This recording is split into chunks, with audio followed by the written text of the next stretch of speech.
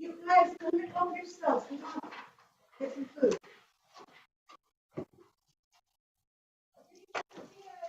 Yeah, we're warming up the tortilla.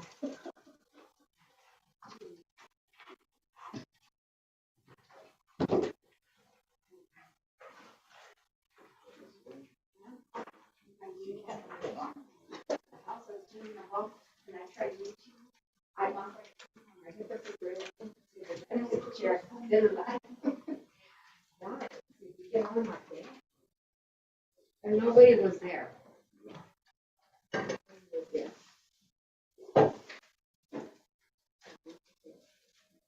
It went all out. This is better than McDonald's and Denny's. I'm not gonna cover that, you guys. You guys can grab it. I know, I was talking about that.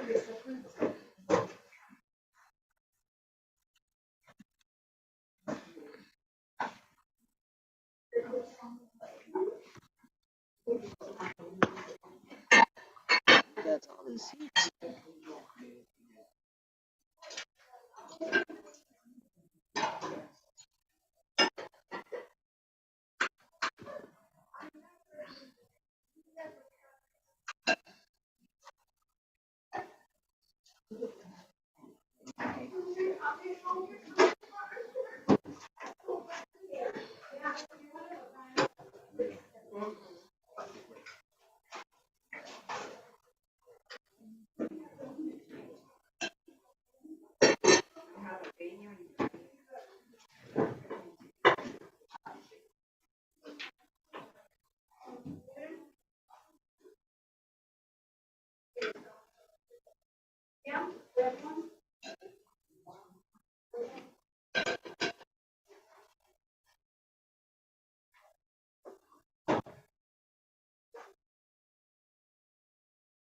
All right, pancakes come in.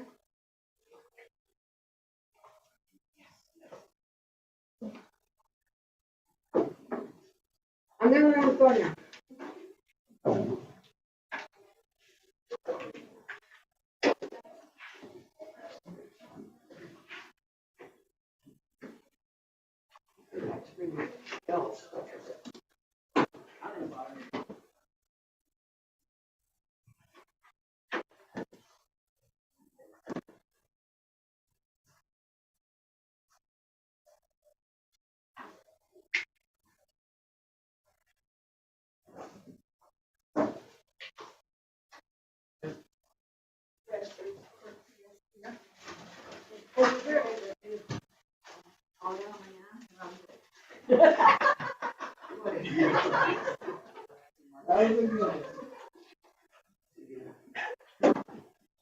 Got you guys laughing.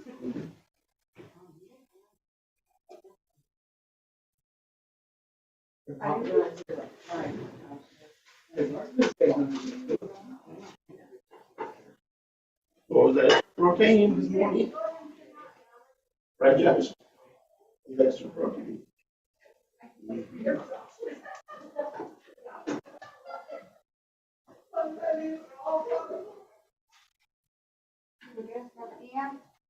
They're good. Yeah, we'll make them. Right?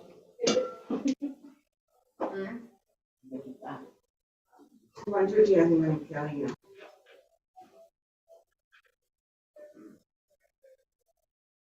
They're really good. Yes. I don't like them, but these are really good.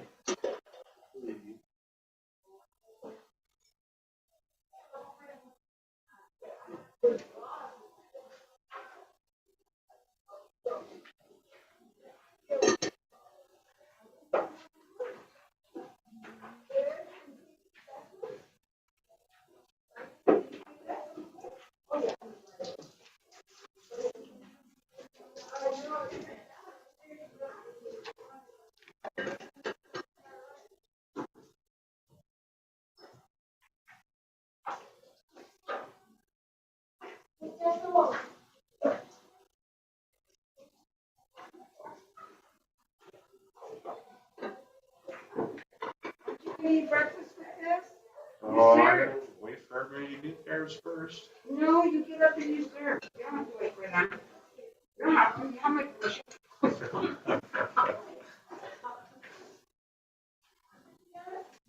For right now, I think we're okay now. Waiting for you guys at home to go ahead and serve. Yeah, no, go ahead and serve. Good morning, Chief.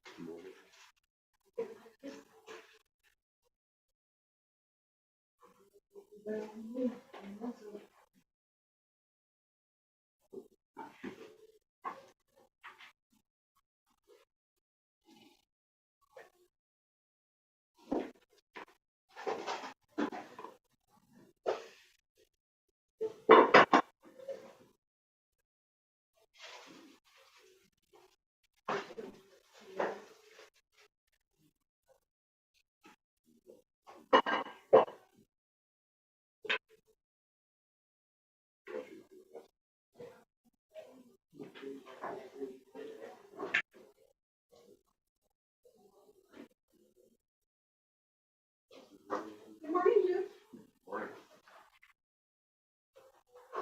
There's pancakes on the end and fruit. Oh, yes, that's for you. Let me use it. Oh, hello. I saw you guys' new cars. That's nice.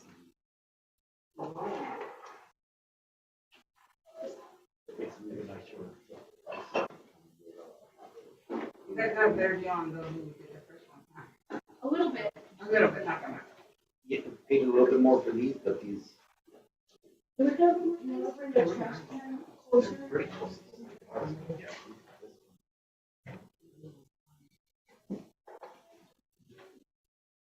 And don't be shy, y'all come and get whatever you want throughout the meeting.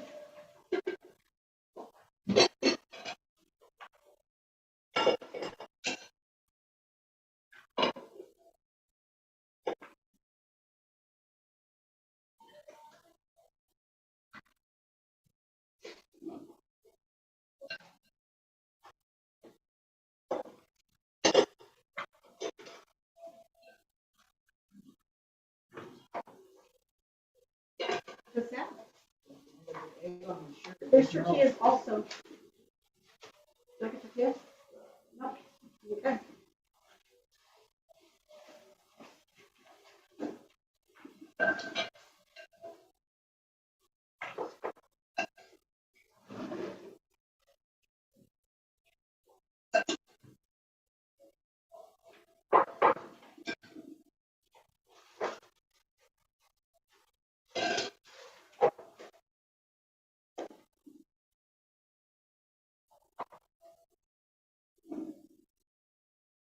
It's nice to see you, Luke. We missed you at the meeting.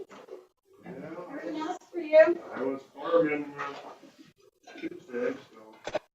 Everything was right.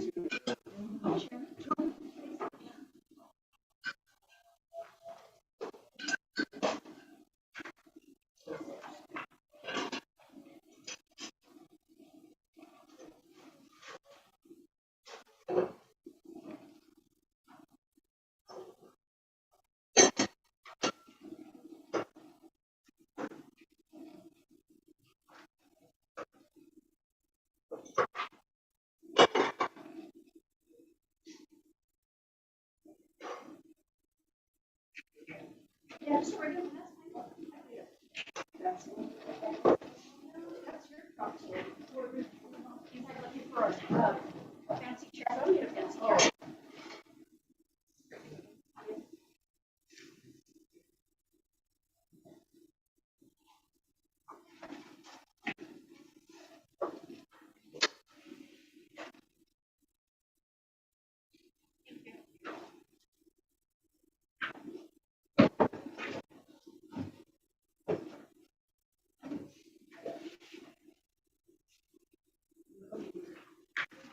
I put it on live.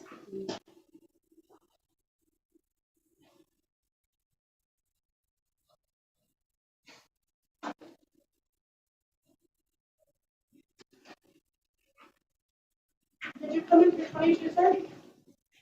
Did you come in for 22? Yeah. No me das un carro que está arrumbado right there at the hacienda restaurant? It's on parked on the sidewalk. Like they just parked it and ran. I saw my room card, but it's hard. It wasn't on the sidewalk. You know, it is on the sidewalk. It's a maroon one. By the sign. It was like a maroon color. They're all a small vehicle.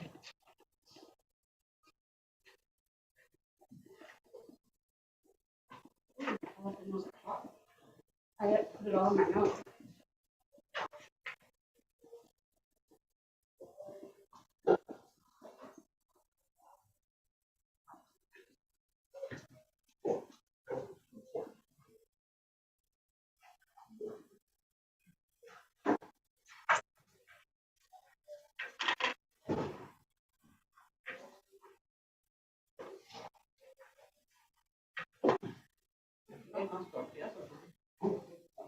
Oh, is it? Yeah.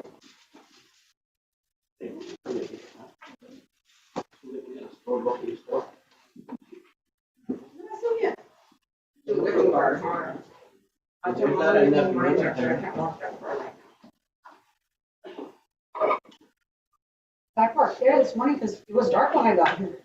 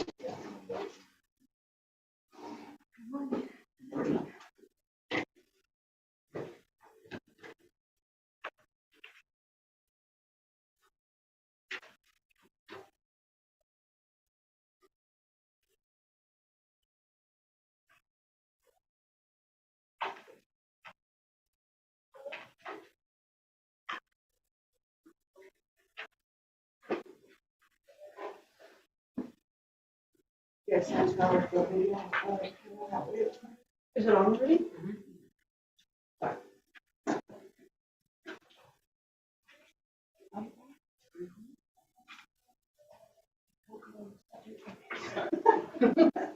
Well, we have to start at 8, so that if people look and go, it said it was starting at 8, they can go, oh, they're just eating breakfast. They didn't make any decisions without us.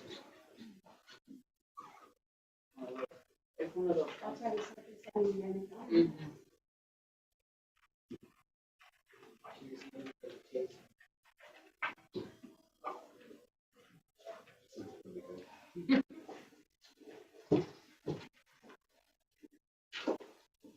The breakfast is really good. Thanks, still here.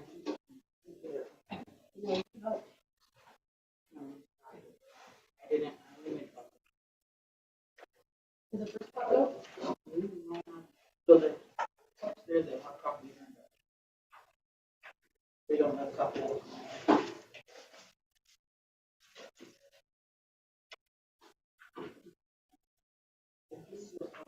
Stop it. Did she work last time? He did. Till this morning, I believe.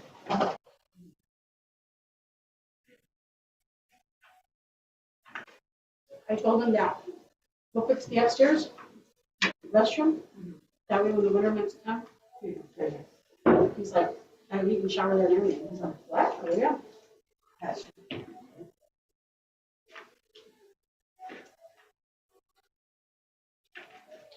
At the fire station, Chief, did you guys ever have people stay overnight? Don't have the facilities for it, because only the place for a bed Oh, I or anything like that. So we have a bathroom and a shower, but Someone is. nowhere for a bed to be placed.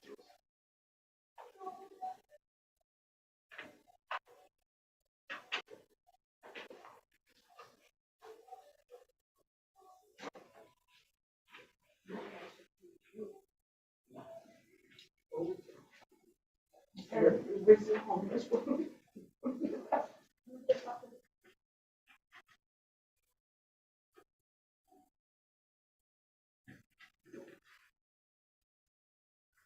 Oh, because this is from last year.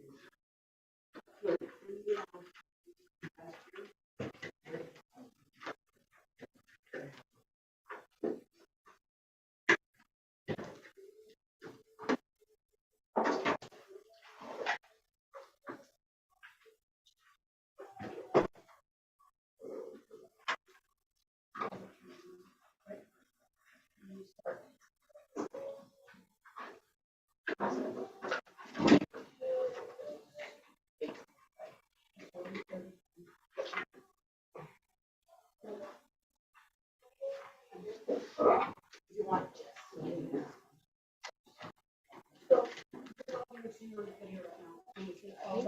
The only one you can't see is this. Well, look, it's probably the scooter. Oh, you can see it. Yeah, you can see it. You can have them just a little bit more. Yeah, you can barely see it. Well, you can play it if you want to. I think it looks good.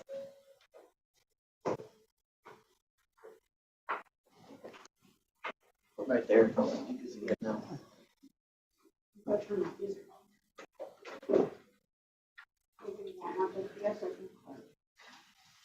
Here, I'll take them.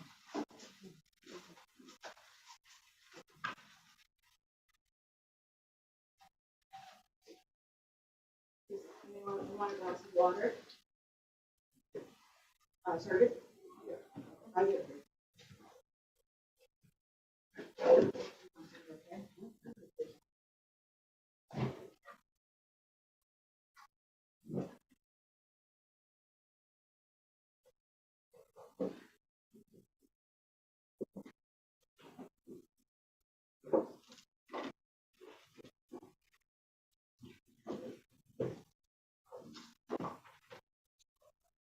There's three in there. Judy's hunting, I don't know what you're.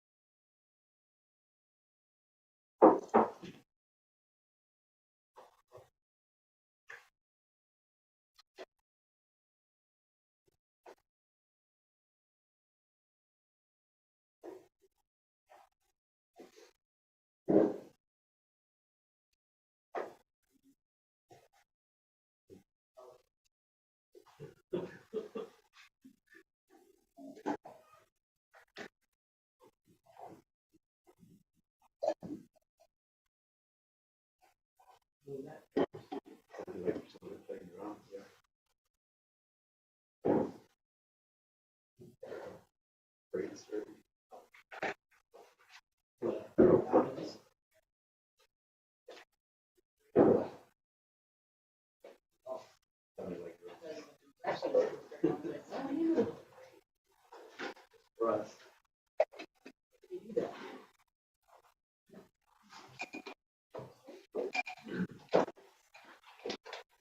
Start at 8:30 here in a few minutes. So we just ask that, to turn your phones down. If you have to answer your phones, if you just please go outside. And, on questions, if you have a question, if you could just please raise your hand. I know we were looking over some of the videos and some of the, council members were looking over, the videos as well, along with the police department. And at the last budget meetings, you could hear too many people talking and you really couldn't understand the whole concept of the meeting, so we can just kind of let one person talk at a time, and then we can start from Diane and then go around the table. Have a question? But yeah, absolutely, please ask questions. I don't want to listen to myself talk for the next 2 hours. The more interactive, the better, but as long as we have it orderly so that we can know what's going on. And then also, if you feel like you want more food or fruit or something, feel free to get up.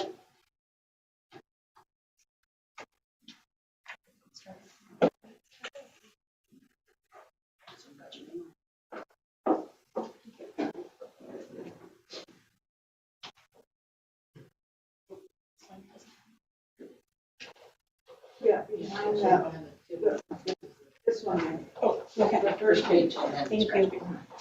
So your scratch paper in your binder. Right behind it.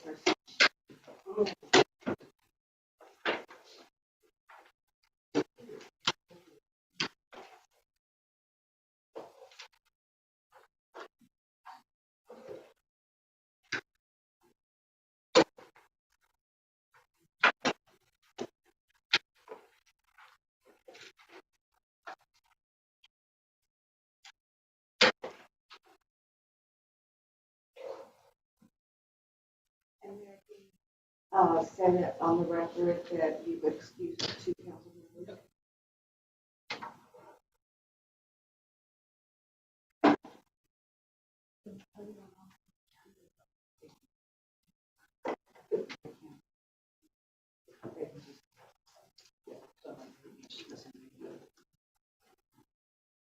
We'll just wait and see there.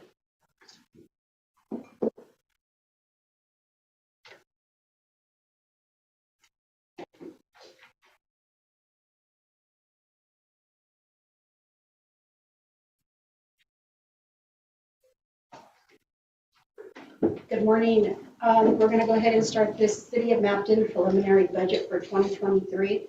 And I want to excuse 2 council members, which is Arturo de la Fuente and Vera Zavala. So we're going to go ahead and get started. Thank you everyone for coming. Welcome. So we'll see how I do this. We all know how much I like talking to the camera, but I'm going to try and slow down a little bit so that everybody can understand what I'm saying.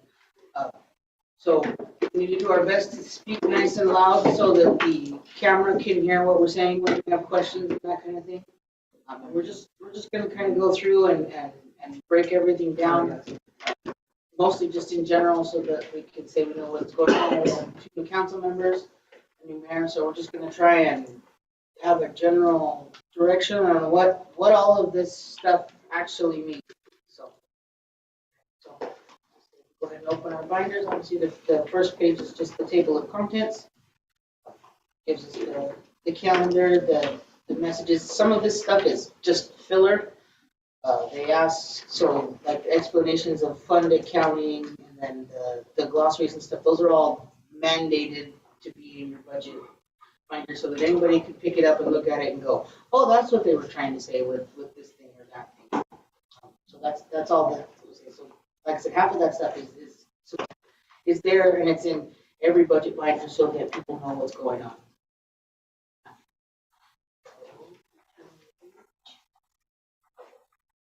Of course, this page we've already seen.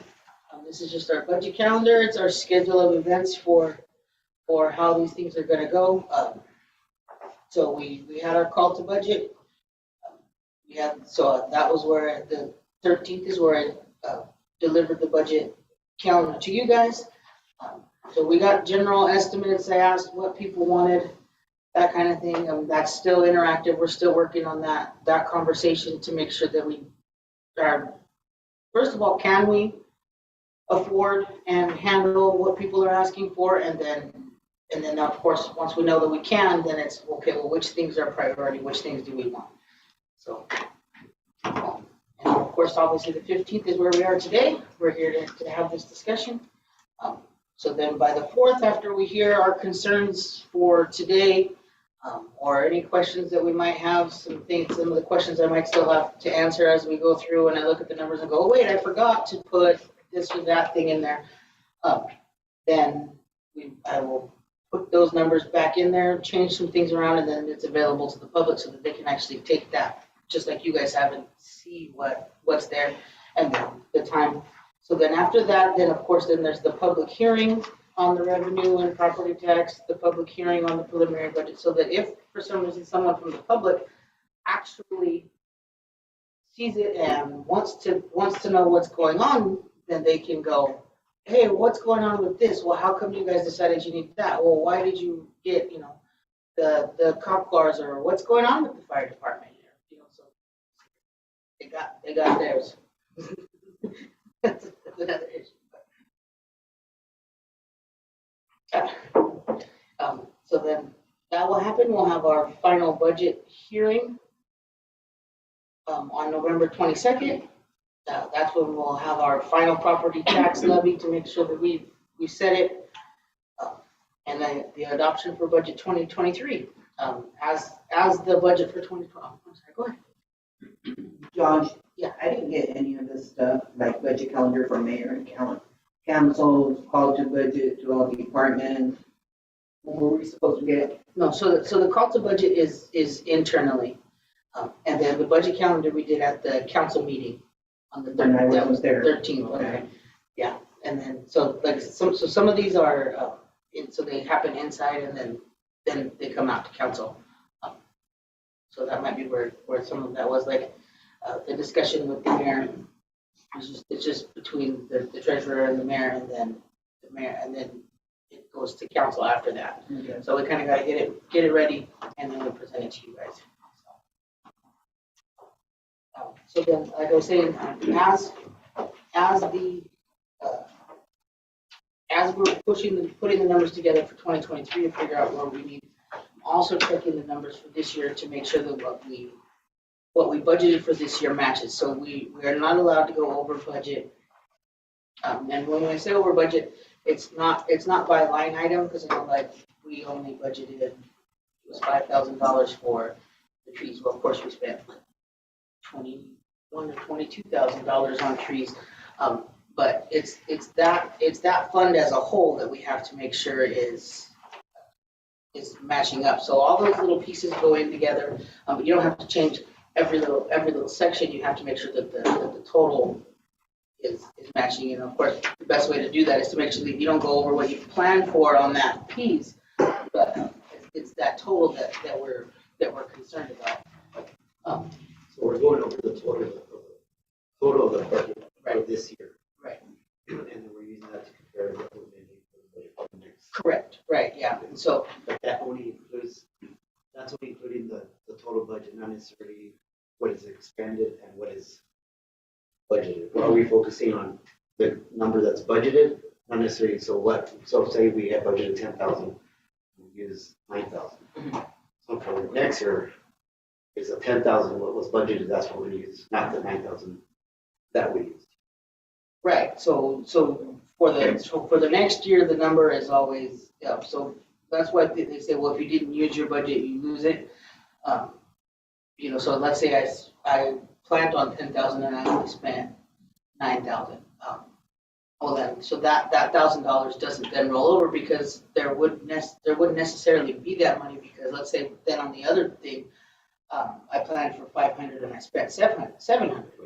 So that's where it goes. So sometimes, depending on the situation and the fund, the different section, whether that be parks or cemetery, streets, that's whatever you want to say, fund.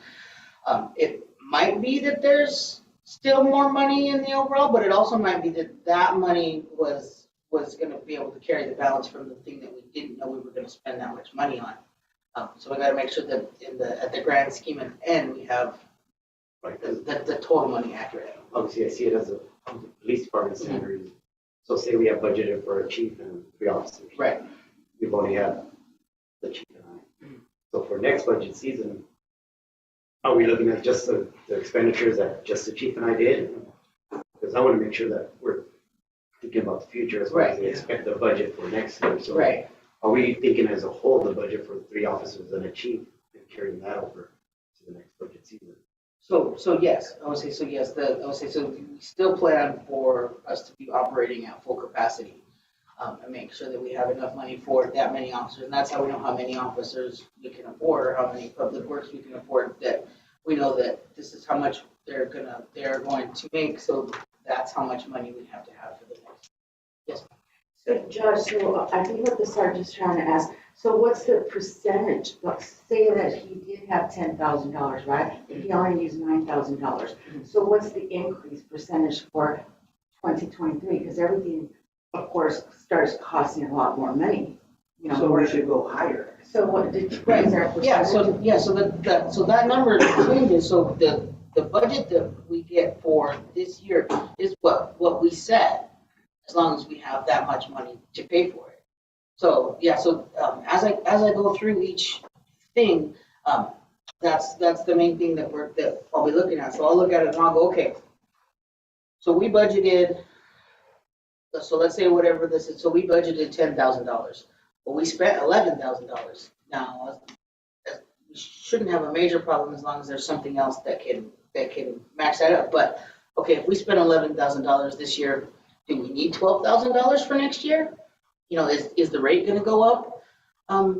Like, obviously, fuel prices went through the roof, so we have to know how much that difference is gonna be for the next year. So does that mean then we have to sacrifice something to make that match, or is it just going to be that it's okay there, or did we spend more money? Like, the fire department's a good example. So they got their SCBA's and their tanks and all that stuff. So they spent like $40,000 last year, and they're gonna get, I think it's like 48,000 something this year. But that's not something they're always gonna spend. You know, they don't usually do that. So that's not something I have to plan for next year, because it's already done. You know, okay, so we got new police cars. So that obviously came out of our budget for this year, but it's not something we have to plan for next year because it's already taken care of. So, but obviously, like I said, things like chlorine, that's going up a lot.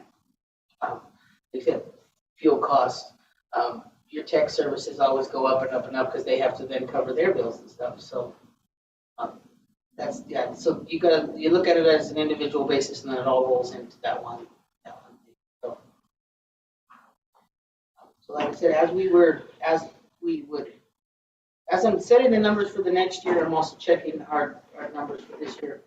And then, so that's why, so that last meeting in December, so we only have one meeting in December, and our one meeting in December has our final budget amendment for the fund year. Actually, that's not right. The final budget amendment is not for 2023. The final budget amendment is for 2022.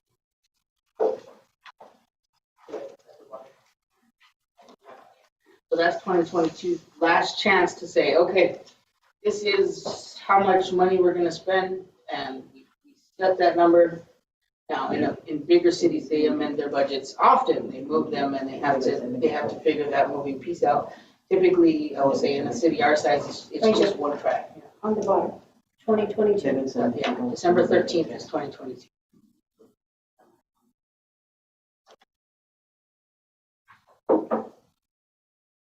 That's our sequencing. So what were you saying about the amendment, Josh?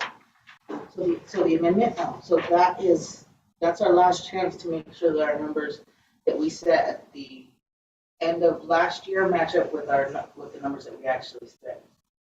So we have to, because you can change them, but they have to be passed by ordinance to make sure that they're accurate. So that final budget amendment makes sure that we have numbers set that we don't go over, so that when they go to audit and see what we've spent, that they know that we haven't spent more than we planned to spend. So could you give her an example? Josh, last year we did do an amendment. So every year there is an amendment for some situations. Yeah.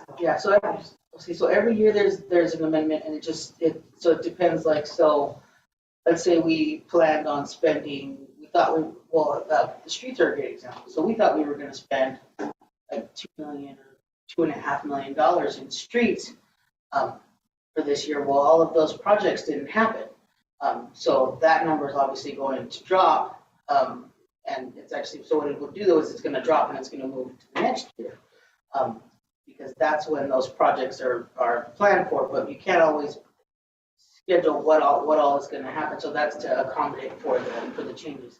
Another one of the surprising ones that I think we'll get to, and we'll get to when I go into the funds, is the cemetery. Is gonna be a little different than it usually is, because we've only had like 2 or 3 funerals, when usually we don't have that many, we usually have somewhere between 14 and 25, but I think we've had like 3 or 4 actual, we have full casket services, they just haven't happened in town for whatever reason. So We've that had changes funerals, things. but they're not, a lot of them are cremation. Oh, I So, see. yeah. Yeah, I mean, and the cemetery doesn't ever make, it doesn't make a ton of money, but it usually gets a little bit to kind of cushion what it costs to keep it going for, to keep the guys out there mowing the grasses and all of that stuff, so.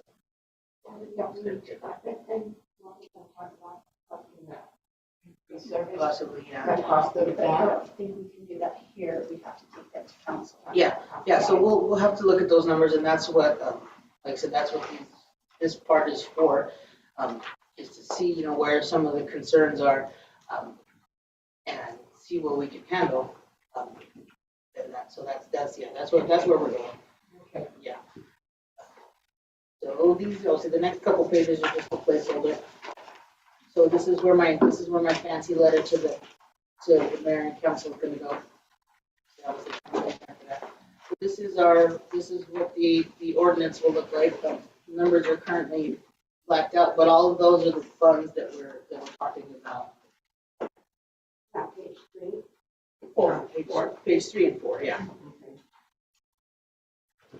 This just has the dates, obviously, because we're mandated to advertise so that people know what's going on, so that they can have the public hearings and all the, some of that with because we all watched our Open Public Meetings Act video, right? I mean, you don't look like, maybe you did. You have questions? Yeah, ask absolutely, them. yeah, absolutely, yeah. Yeah, so, like I said, so that covers that. This is what it will look like when we go through to the end of the year, except that there'll be some actual numbers to see. And okay, so then the next section here is just the explanation of accounting. I'm not going to go through each and every one of these, but I will talk in general. So the first thing I think I'm sure everybody knows, but just to make sure everybody knows the difference between revenue and expenditure, right? Revenue means money in, expenditure means money out. So revenues are where the money comes in to pay for all of the things that we need. The other thing that's important to note is that cities and other, so nonprofits and not-for-profits, which is what a city is, operates on a cash basis of reporting. Some of your other businesses, other major businesses operate on an accrual basis.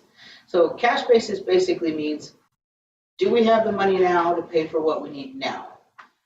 That's the way that works, which obviously makes good sense for a city, because it's, well, do we have enough money to pay for the water, the sewer, the garbage funds? And if not, we need to figure out how we're going to do that. Well, all we really want to do is keep going. We don't want to make money, but we do want to have enough money to keep the services running, keep the city moving forward. It's a major difference when you go to look at numbers for things, because so the example would be like your insurance. So let's say you pay for your insurance for the year, and accrual-based accounting would say that was prepaid, and that's actually considered an asset, right? So I paid for insurance for the whole year, but I haven't gone through the whole year yet. So as you go through it, that's a plus. For us, that's just basically an expense. So when we paid it, and now we've paid it, and that money's gone as far as we're concerned. Yes, we're still getting the benefits from it that whole time, but that's money spent to us. So it's kind of it's the best way to think about it is, the city basically runs the same as your checkbook at home, only with slightly more money, really not that much, but a little bit more. And then there's an explanation in there about fund accounting. And that's kind of where we hit some of those big questions often, because they always say, well, the PD is a perfect example. They always go, well, what's in the police fund? Well, what's in the police fund? Well, the police don't have a fund. We don't keep police officers around because they make any money. We keep them around because we like the advantages they provide, right? They provide safety. They keep things in order. The same as the parks. You know, we don't have a park because a park makes any money. It's never going to make money, but it's there for people to use. So now that's different though in some, I would say, than like let's say the water fund. The water fund makes its own money. Water brings the money in, and they actually pay into the general fund to take care of some of the stuff that we need. You know, so, and then they take care of their own expenses for the most part. So the way to think about that, I would say, and the reason that that's special is, so if, let's say, let's say that the general fund doesn't have enough money for one reason or another. We're not in that situation right now, but, well, can't I just take some money out of the water fund? The water fund's doing great. Well, the water fund is basically its own business. It's its own section. You can't have water's money because water made that money. You can't get it back. So, but the general fund can go and support the water fund or the sewer fund or something if it's struggling. So I think the best way in my mind to explain that is it's kind of like going to thinking about it as a family. Okay, grandma gives money to everybody because they're always struggling and they always need something, so they come with their handouts, but grandma doesn't go take money from the grandkids most of the time. I know that some families are a little different than that, but that's the general concept is that, you know, so the general fund supports everything, but if it's standing on its own, then it takes care of itself, so. Right. Yeah. So how do we know how much money the police department can lose? Well, so they're still in the budget and they have their own. Yeah, but how come they don't have a section of their own? Because they don't, sorry. Oh, sorry. So they don't have their own section because they don't support themselves. That's the way it's set up. So they still have a budget. We still know how much money the police department has, or how much we have planned for the police department to spend, or how much we plan on spending on the police department. But they don't have their own section because they don't make their own money to take care of themselves. So you know, Right. but chief doesn't know. And so whoever else wants to know anything about the police department, we don't know how much money they have. So we can't do an itemized for them, Josh? Like, okay, you say that they're in the budget. Right. In the big budget. They don't have their own budget. Correct. We give them what they need. Mhm. But can't we do it, and I know and this is a question I've always asked even Okay. before I was mayor. Uh-huh. We need them to have their own budget so that way it'll be itemized. If somebody comes in and says, hey, I want to see the police officer's budget. Okay, they bought cars, you know, Mhm. they bought guns or they bought ammunition or whatever. Yeah. It's itemized what they're spending their money on. Mhm. I think that's more what they want to see and the community would like to see. Yes. What are they spending their money on? Because we know in here now, Right. Oh. but the people out there don't know. Mhm. And that's the question. So I think if we give them their itemized, budget and let them, Right, Yeah. and that's something that we could organize, just in-house, like you said, so that we can say, okay, well, this is how much money we plan for them, and we know how much money we have set aside for the police department, so we could, like I said, I could put it together in a spreadsheet fairly easily that says, this is how much money they have, and this is what their money's going to. But like I said, that's the reason that I think that's where the confusion comes from though, because it's like, well, why doesn't it have its own fund? It's its own thing. Well, it doesn't make its own money.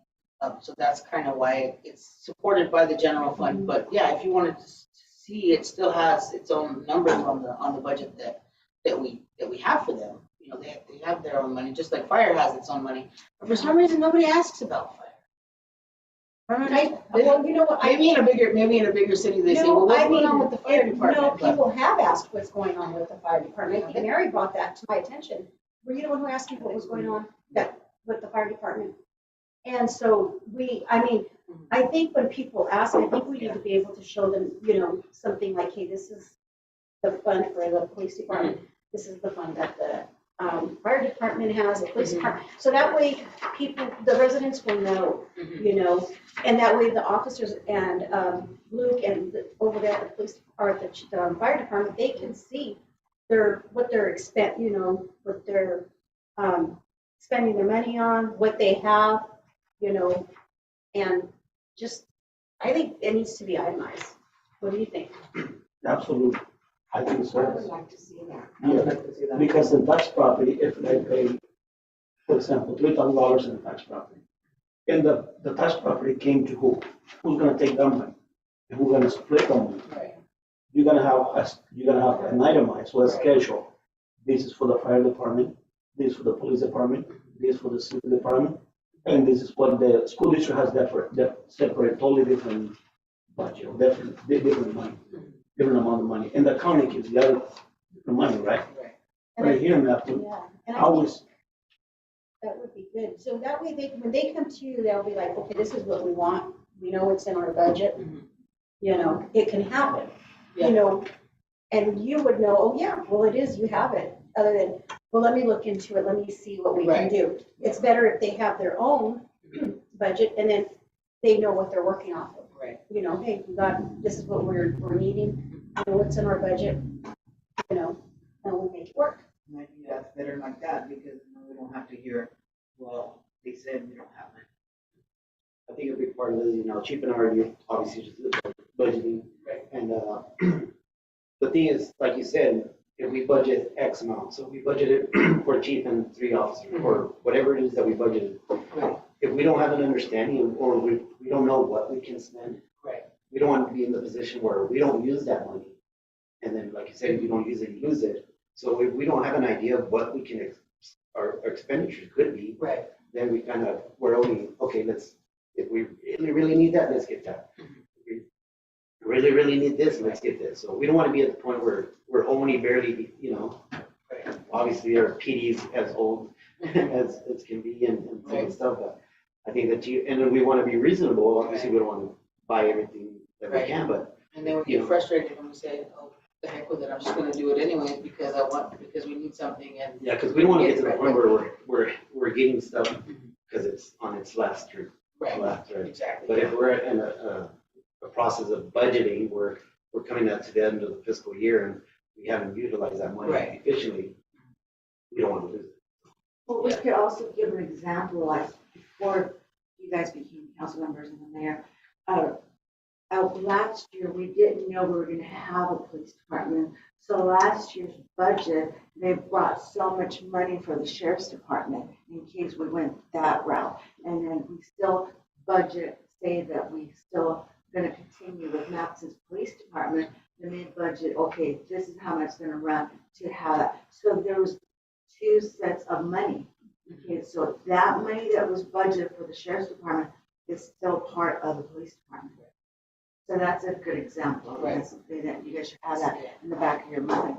So when we budget, does that Break it budget, down. okay, so when we break that down, we break it down for the police department, for the city, and for the fire department. So how Yeah. much does it each? Right, yeah, so it goes down into each piece, and so that's what I'm saying is, so that, like I said, it all goes into that one pot of money, and then it's basically are the needs met and wants, and then so there's no set percentage, you know, it's not like the police department gets 40%, it's, does the police department have everything it needs? You know, the fire department, does the fire department have what it needs, that kind of thing. So I mean, I could figure out which each piece is, but it's just all one. It's like I said, it's just like your checkbook at home would go. So are my bills paid? I don't know what the percentage is for my phone bill or my light bill, but I know that I pay for them. And I understand that, Yeah. Josh, but they need to be able to know what they can spend Right. and what they need to spend it on. Right. You know, if Luke says, hey, we need just say, we need to update fire extinguishers that are in there, they're been there since the Right. 70s.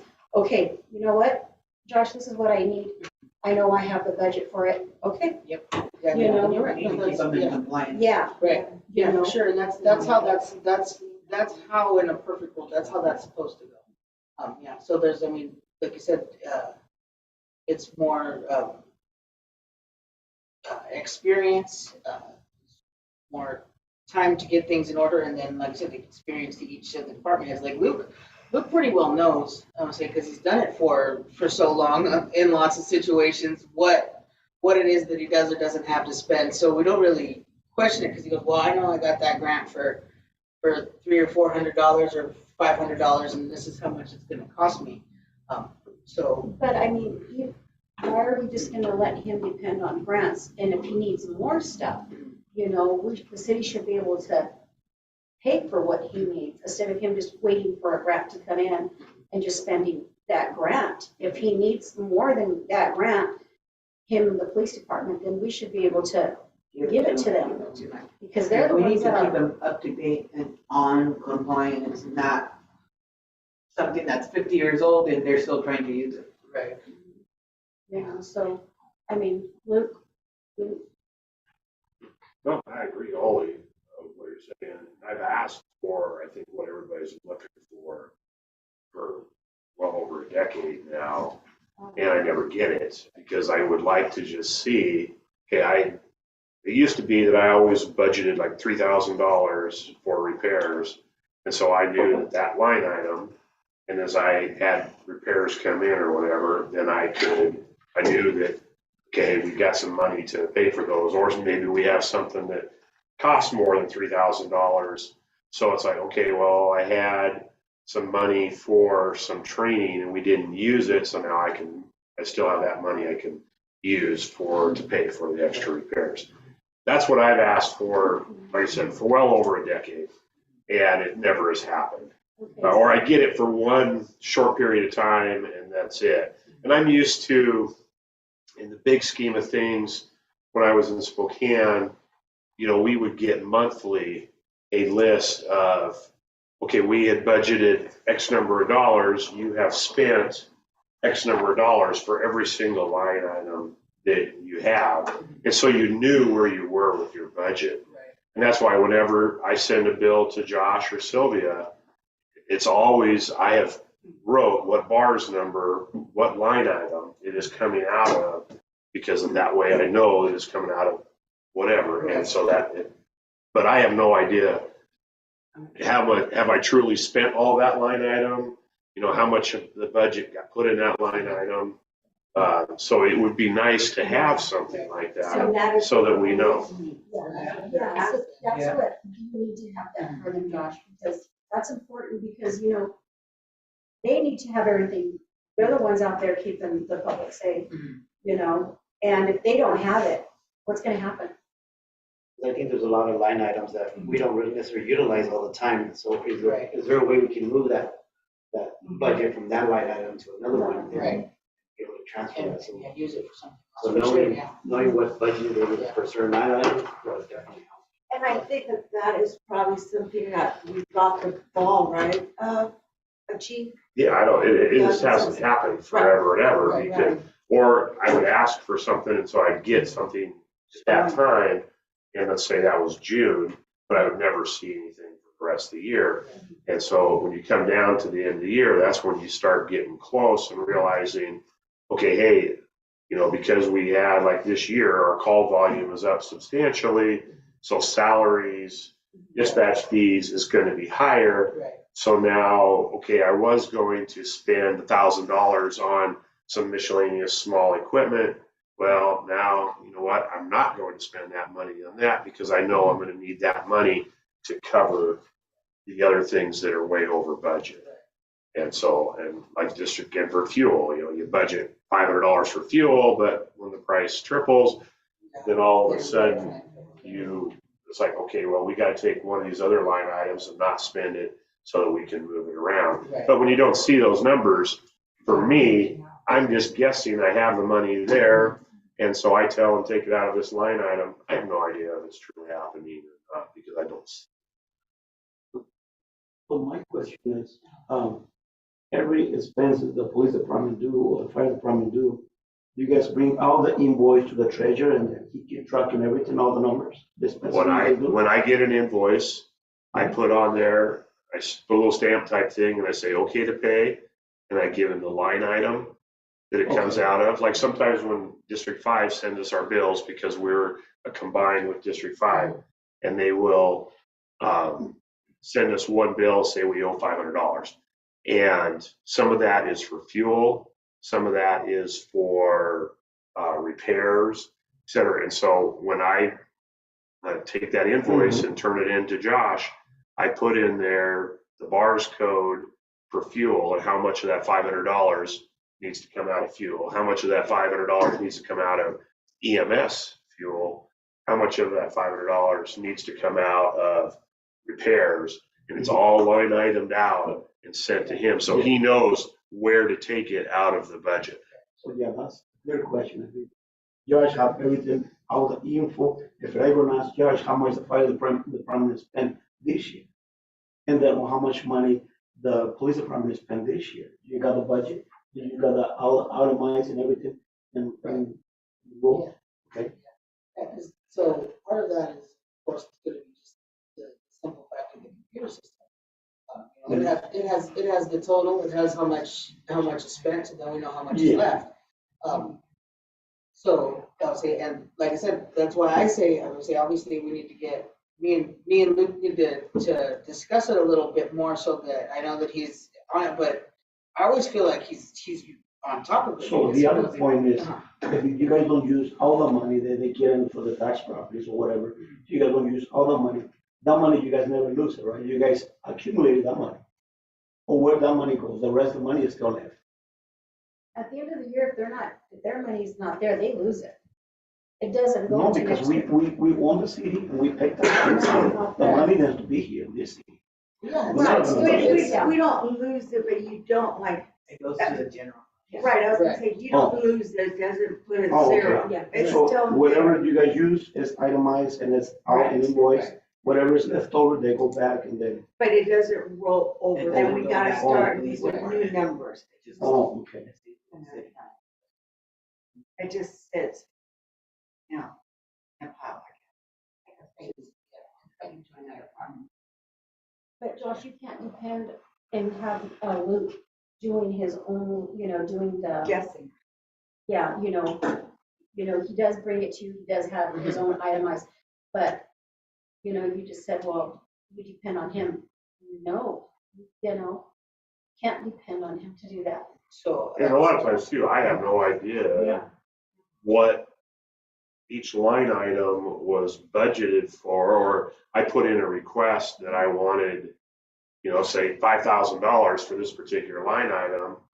Well, ultimately, we didn't have that money, so we only gave you 3,000. Well, I never know that. I just hope that that's in the past, when I've asked for X number of dollars on this line item, I'm just hoping that I ultimately get it, and I've never known if I truly get it or not, other than, I assume I've got $3,000 because that's what we put in repairs for year after year after year. So I'm assuming that it's there because I never see it. And that's not just Josh's fault, because it's been everybody before that. When I've asked for it, occasionally I'll get something, or we'll get the preliminary numbers, but never get the final numbers to know. And then there's also some things that I turn into him that I don't know exactly what line item they come from. And so I don't know where he takes that money. And again, not just Josh, but everybody that's been in that position. I'll turn some stuff in and it's like, okay, use where we took it from last year, because the bill got paid, but I don't know what line item they took it out of. And so I can't tell them to take it out of this line item. So then you need to fix it where he can see where it was spent, where you guys put that money at, so that he knows where it was drawn to. That's what he needs to know. And not only that, Luke, real quick, but come and talk to me when you want something. That way I make sure you get what you need. You know, I know that the public works guys, they come to me and what they need, you know. And same thing, they've told me, we're not getting what we need, you know, and okay, so just let me know and I'll make sure that you get what you need and I'll talk to Josh, you know, because the city needs a lot, I'll be honest. It does need a They lot. need a lot, absolutely. And, you know, I think we have this ARPA money right now that we can really use that on things that we really need for the city. So just come talk to me or send me a text message, you know. Or get into the habit of us providing that information to each department, so then we can get that started back. So That would, Right. it would I be think nice that- if, yes. like I said, again, I'm using stuff off of Spokane where I saw every month I would get a spreadsheet. Yeah, so, Yeah. so let's make a plan for that, you know, so let's see what day of the month we wanna meet. So rather that be like, so meetings on the second Tuesday, so we'll meet on the first Tuesday of the month and go through what you've spent and what, you know, what. Or what Or, about you know, you really don't something even need to have a meeting. Need a spreadsheet. Right, All you yeah, need to do is just say, email me, Right, you know, say at the end of the month or whenever after the second meeting has been. So then, because that's when all the bills have been paid for that month. And then you can send it out that says, or even send it out the very first of the month. And, okay, here is every bill that was paid up to date. So through the end of October or actually the end of September, you could show me a sheet and it says, okay, I spent this, and I can see, okay, hey, I've already spent 105% of this line item. So I need to either A, cut back, or I need to figure out where this money is going to come from. When the next bill comes in and I turn it into you, I choose a different line item so that I know there's actually money there. Josh, you don't need to get that done before you go on your wedding honeymoon. Get something, a spreadsheet made out for the police department and the fire department. so I would say it wouldn't take me very long, but I would say I'm only working one day next week. So we can see what I can put together and run. So so the police department has their list of expenditures for the year. So we've had that discussion a little bit, but. Well, and I could also try to help while you're gone too, Josh, so I could reach out to someone or Vision and ask them, show me where I can get that report also. It should be a Right. report. Yeah, And Correct. all you do is you push one button in your Yeah, accounting push a couple software. buttons. Yeah, it's not. And it prints it right out for not just the fire department, No, and the other police departments. department, but public works, cemetery, Yeah. every single thing. Yes. Right, I was gonna ask, how often is that? yeah, so that report gets updated every time money goes in or out. It's always constant. It's Okay, constantly should be updated. But we already have the Yeah. reports in the system, Right. that's what I'm saying. Yeah, exactly, so you So just it's have not to, something you're doing at the end of the month? no, it's not always- something I have to Okay. then go through and Okay. recalculate, all I gotta do is pick them out, yeah, for sure. And if everybody, like I said, that's exciting to me, if everybody wants the information. I just started on this whole journey, so if everybody wants the information so that they actually know what they're spending, so that we don't have to have that back and forth. I mean, I'm all for it, that's great, in my opinion. And I think it'll actually help you as well, because then we don't have to guess. Right. And okay, we're gonna Exactly. purchase this, and you come, you're the one that has to go and check and see, okay, do these numbers fit and stuff, or if we actually get the budgeting, and then we can say, okay, no, we can't, or maybe can we transfer this over here, because we're not utilizing that. So I think it'll actually help you as well, so you're not, For sure. we don't bring these invoices and Right. you're trying to figure out, okay, where does this go and where does it fit, so. Wait a minute, when did you say we were buying that? That one, so. Yeah, no, for sure.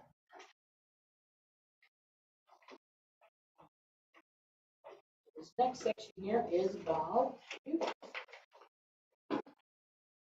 obviously, this is just our elected officials and their terms. And everybody in, actually all the department heads and who they are. Again, this is one of those things that's required. Doing pretty well. Yeah. And then page 10, so, page 10, it doesn't seem like it's something that we really need, but it's really useful on the inside. When you go to look for, so like rate studies, when I go see, okay, so how much should we be paying a code enforcement officer? Or how much should we be, setting rates? How much does the council make in another city? Those kinds of things, when we go to look for that, the city's organizational chart is really handy because of, each one's different. There's the ones that have the administrators and then the clerk treasurers, and then they divide off into deputies. Some of the really small cities just have one person that's in charge of everything, that kind of thing. So the different way that a city gets structured tells you a lot about what to expect from how much money they're going to have paid out on their, what their priorities are, that kind of thing. So it helps a lot to see which city looks the most like yours when you're going to look for things that are comparable. Yeah. Sorry, go ahead. Yeah. So you say it's not comparable, so like if we say we're not paying the same amount of water like Prosser or Grandview or Sunnyside, so we, in that case, we totally different in prices. And here we're a small city, of course, we pay more amount of water. And over there, they're a bigger city, and the service or the whatever people in the city, they make less money or they make more money.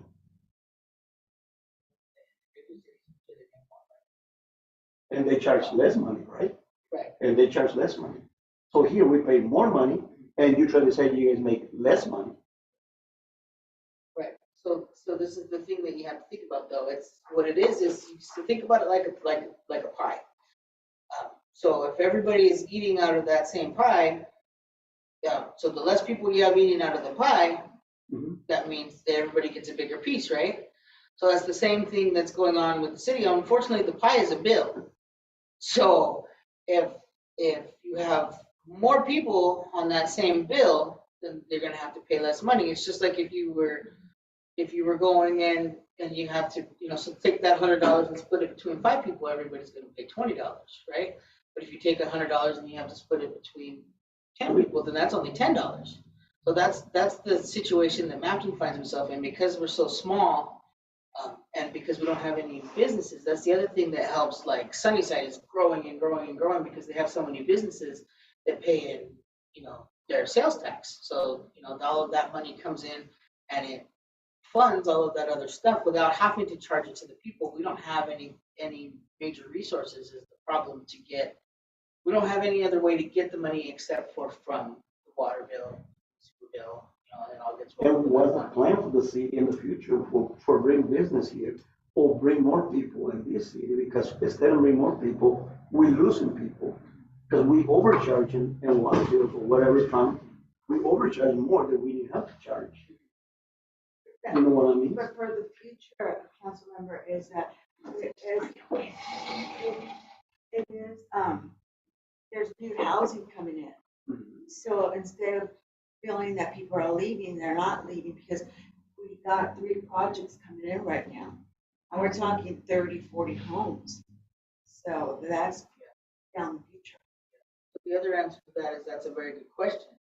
That's not something that the city as a staff can just figure out. That's why we have to have these discussions. We have to work together, and we have to come up with or try to come up with a plan to bring businesses in, because that's a whole nother set of experts to make that happen. And my understanding too, and I think this was before I became mayor, I did hear, I think this was during Mario, when Mario was here, the more homes that we bring in and businesses we bring in our water bill will drop a little bit, is my understanding, if I'm correct. If we get enough people, If yeah. we get enough people, our water bill will go down.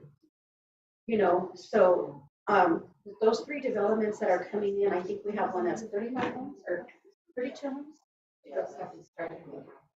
Well, no, they've got 2 started. Yeah, so the one over on South Street is getting there, I was at the Scarlet Estates. And then, what is that? The other one's over here by the high school. That one's not started. Yeah, There's 2 of them. oh, there's two, yeah. Yeah. There's 2 of them. Yes. So our understanding is, once we start getting more homes and more businesses in the mountain, then our bill will go down some. Yeah, I would say, so actually, I would say, if you think about it, the simple way to think about it is just like Monopoly. You played Monopoly? Yeah. Yeah, no disrespect, I'm More just than you saying. buy, more than But you right, buy, you more than get more play. you get more houses, right? More than Then- you buy, more than you play, And right? then, and once they get the More, house, more things that you Because the more spend, you more. get too. well, yeah. So the more is it's, first you get the houses, then you get the hotels, and then the more of the hotels you get, the more money you make. So that's the same thing. At first, houses don't make very much money all on their own, because when you bring houses in, it costs us almost as much to supply them as it does for them to pay in. So yes, they're paying in, but they're not really supplying us with anything either. But the thing is, when you get enough people in one spot, what are you going to get? You're going to get McDonald's, or you're going to get, laundromat, or you're going to get more things for people, because, oh, look, there's people here. That's what People I'm buy saying. stuff. That's what Exactly. That's my meaning. Yeah. If our bill was a little bit less, because people have a big mouth, people talk, hey, Mapleton charge so much on water, I don't wanna live there. They move out to Sunnyside, they move out of the country. What we do is just lose people. Instead of getting people moving in, we're losing people, because I was thinking long time ago, I'm gonna sell and move. I can't afford making $600 payment for 2 water meters, so $300 a month for water meters. But every town pays only $90 a month, But other towns including also, they don't have like garbage and. garbage, sewer, and water. Yeah, I got neighbors in Prosser, families in Prosser and Grandview, and they never pay over $120 a month, including those 3 items. So, and then that's what I'm saying, we have to do something about it. We're losing people. All the new generation is leaving for this town. We don't see no new generation, they're moving out. They're buying in Granby, they're buying in Sunnyside, because they don't want to stay here in Mapleton. They can afford making a payment of $300, $250 a month. But right now, the city cannot even think about, not, right, exactly, there's no way you're gonna be able to make it less, I mean, we have what we have. Yeah, so I mean, the best thing we can do though is to try and address, the negativity, getting people involved and, getting people to buy into the fact that we have someplace nice, which is one of the biggest things that the mayor is trying to push to when we talk about, are the parks clean, are the streets clean? Yes. Having events where we actually get the community to come together and that kind of thing, so that people actually want to be here instead of just sitting around and complaining all day about this thing or that thing. Is actually trying to get people to participate, so that it's like, oh, this is fun, let's do that. Instead of, like you said, instead of worrying about this thing or that, and trying to have, make the best of what we have to get, like, more people to come in. And at the end of the day, I'll say we're gonna grow one way or another, so we just have to try and maintain until we get to that point. Because, I mean, that's the thing for Grandview, for Prosser, for some of those other places. They've already done some of their growing, and they're able to take those resources and then bring more stuff in. Mountain's just, at this point, we're just not there yet. We're not able to do that. Yeah, I see them since 30 years and we're still in the worst place. We never get nothing new. Then we get something new, we lose them.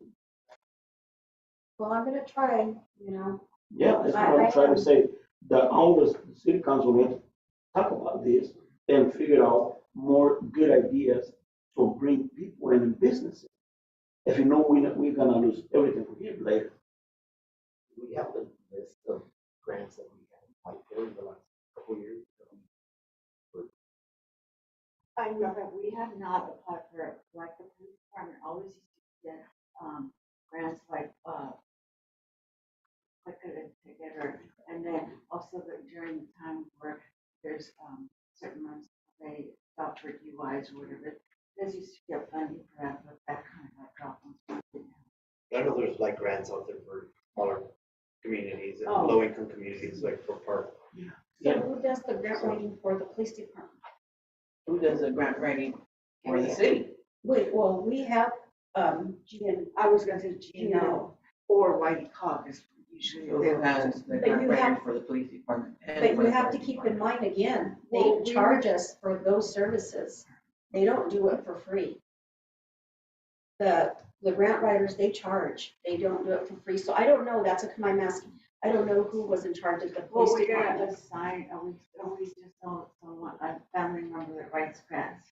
I know, right, just talk to someone, too, like, I do grant writing, I'm like, whoa, you need to come and see me, because we need help. So that's what I'm curious on is, Yeah, so the city has a grant writer, so we do. have they applied, have grants been applied for For the city? streets, for Yes. streets, sidewalks, Parks just. and- So Right, that's yeah. Jamin, the gentleman that comes to the meetings, That's- he's the one that we go through them. So, yeah, they're the But ones to that do bring all in that. new businesses, we've never reached out to any grants to start a business. Because we have to have a certain amount of residents to bring in like a Yes, McDonald's, That's my to point. bring in a That's Taco my Bell. point. If we don't fix the first problem is, don't raise the water so high, that's why we're losing people. But we haven't raised the And then, water. and then the deal is, if you raise the water so much, people, they're not gonna stay. But the water, people have to remember, Antonio, the water bill, when you get your water bill, it can say 280. Yeah. That's not your water bill. Your water bill is gonna be the first one. Yes. And then it's gonna be your sewer, then your garbage, or your garbage and your sewer. So it's all together combined in one. So when people come in here, I've heard them, oh, mi bill está 280. No, tu bill no está 200. Sí, mira el agua. Dije, Well, Your water. It's true, because they pay that amount. They don't pay only 100, or they don't pay only 80 bucks for water. They pay service fee.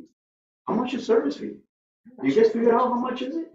I pay $80 for each, for service fee. One, Where's the money go? I don't see the family here. but see, but the Where'd that go? garbage, that's not us, that's Yakima County. So we get taxed on Yakima County.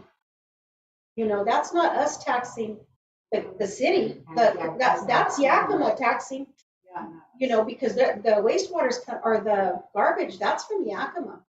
You know, that's not us. I mean, back in the day, we used to have our own Yeah. garbage truck, And and we what had our own happened there? guys.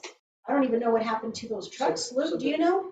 What No, happened? I don't. That's, So the truck got to the point where it couldn't repair it, and then so they don't to buy a make it, new one, it's like $1 million or something. so there was enough funding for the garbage, the guy can make enough money to supply the equipment? Because I wasn't even here at that time, but that's the story I heard, was that, of course, the truck got to where it couldn't run anymore, and then to buy a new one, the city couldn't afford it. so how many trucks are we talking? Just one garbage? yeah, we have one. We just have one. Yeah. And I mean, that's something I can pass look into, Tuesdays, because we can look on the Wednesdays, government. or Fridays, because the small cans, big garbage cans, and medium-sized cans, they got 3 hours to give garbage. I mean, that's something to look into, you know, see if we find a surplus truck and, you know, going back to Instead of that. losing the money that you guys say, use it or lose it, well, that's a good way to go, buy a new truck, I mean, $180,000 truck, if it's worth it for the city, get it. Instead of use it or lose it. But we don't. But we've never budgeted But we've for never- something yeah. like that. Oh, So that's the difference. but we can figure out how much money we pay for garbage to the county or whatever clean our town every month. Easy to figure out. Garbage, But that's, 28 bucks a person, but that's and where, 608 residents, but that's, easy to figure out.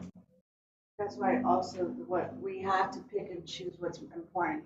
We have people complain about code enforcement, dog catcher. I mean, so we have to figure out how we're gonna handle that situation before we decide to purchase a new vehicle, a new service and stuff. How many days does our code enforcer work per week? We don't have. We don't have one. I thought we had a code We haven't enforcer. had one for a while. You see us. Me and the deputy and the deputy. Okay, so my question is, if it's that bad, then why are we sending our water bills for another company to figure everything out and send it to us when Oping Hudson used to do all that here? That's what I Yeah, said. that's right, yes, that's That's right. what I said. That's Yes. what I've The asked. only thing I see is the people in the city that works in the office doesn't want to do it. They don't wanna do it. So we need to hire somebody out there that's available to do it, and we don't have to get somebody else, a management. Because it's or always pay been somebody done else. in-house. I know, but did you guys ask? I mean, it's not that staff doesn't want to do it. No, I've asked. Right, okay, and they haven't given you. No, they said that it was cheaper for them to do it out. That's out exactly house. what I seen on YouTube, what they said. Right. And Josh is the one who said it. It's cheaper for us to have it out than done here. Can I explain why? Right, that's what I'm Because it's a day and a half of all staff. Right, absolutely. So it takes three of us a full half of a day. And before it At took least. Oping. Okay, Oping was one person. well, there What was the there was half the population? residents at that time. She just barely passed away. Well, not only that, but you gotta keep in mind, really, no, it was the same population because we haven't had that, the development, what is the That one we Catholic didn't- Charities? we didn't she- have Yeah, that we one. didn't have that when she was here. So that's fairly new. And even when, I think she was still here when that one came in, but for years before that came in, she ran all of the other part of the city. So that's where part of our money is going, and maybe that's how come we're getting charged so much water. Why don't So you much guys service think, fee. why don't you guys think of that? Exactly. That needs to be in-house done. And I brought that up, that's something I have brought up. There's not a cost on their bill for that, right, Josh? No, they're not a cost, but what they're saying, Sylvia, is that we're sending things out to get printed, and then we're still getting, the envelope and the stamp to mail them out, and they're, It's just, No, we're not.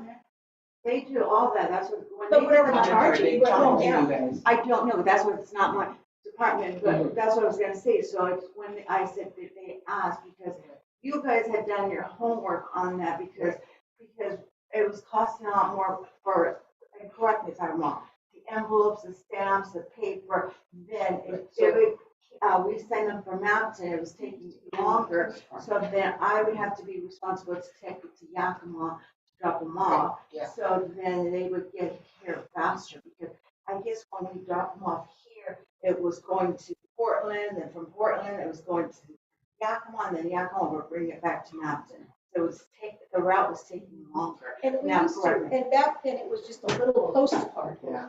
It was It just, wasn't this big old paper. yeah, and she had her message on it, on the back, There was always messages on it. yeah. I don't know why they had I've heard a lot about the postcard thing, but for some reason, the post office said that they couldn't take it, or they didn't want to do it or something. That's why they switched to the full sheet of paper before I came along, because they said that it didn't fit in the post office's machine. That's what they said. That can't, I'm sorry, that can't be true, because I used to do the mail for the Yakima County, Mhm. and we used postcards. So- And I just put them in and they Yeah, just went I to the was saying, so we could always look at going back to that, because that was the reason that they switched it when I started, was because they said that the post office didn't want to take it. I have no idea why past that, but that was what they claimed. Otherwise, like you said, then it just gets printed and all you gotta do is How put a much stamp do on it. we get charged for mail to do our So that total, it's usually it's like $415, something like that. You gotta keep in mind, so it fluctuates depending on how many pieces of paper there is and that kind of thing in there. But it's roughly $450. You gotta keep in mind though, for us to send them out, we still pay, so that's with the postage and everything, that's for them to mail it. It costs us 52 cents a thing to send it out, so it costs us to put it together in-house and buy the forms, it's $300 already by the time you buy just the envelopes. And then however much it costs us to get the paper, to print the paper, and then 4 or 5 hours for us to fill them together by hand.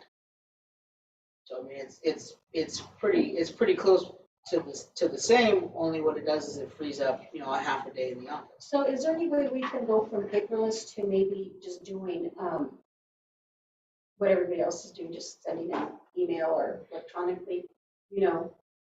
A lot of people just Don't. don't do that. No. A lot of them are Culture, completely, it's a yeah. culture. Yeah, so see, and that's just, Yeah. you know, But my postal service, that the postal service they say, whatever is for town, you put it just on the box for They town. used to. They Not used They don't have anymore. anymore. No, Hmm. they won't do that. So it was taking a longer route, I guess, something like that. Because what I see is, this past period, in this month, I barely got the water bill on this Tuesday. When I have a meeting, I came and paid. And the I water got goes the water, every I've been week. working so late. a lot of people came in saying And that then- this month. And then my Last church month was late Yeah. on time. because I No, got the last bill month on it was Monday, too so early. was It 17. was too early because I paid before the $20 money late. was over, because we were And it's like, not. what's going on? That's what they called Okay, we're, Marty. too many people are talking. That's what they called Marty, telling her, can you tell me how much my water bill is? Because I don't even, that makes me feel. Let's go ahead and move on. We'll go ahead and we'll save like that conversation for another meeting.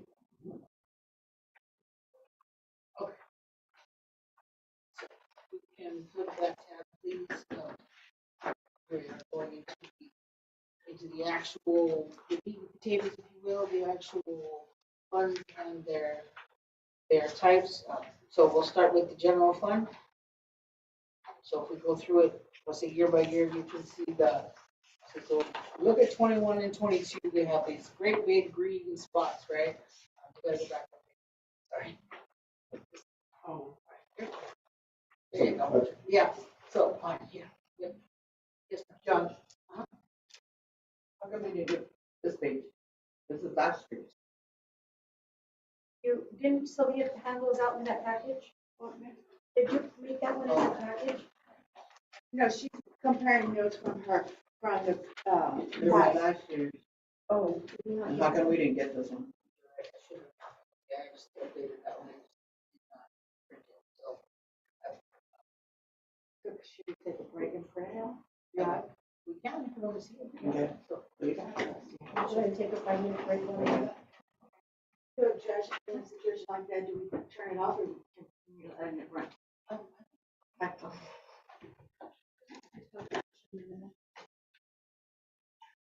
Or not?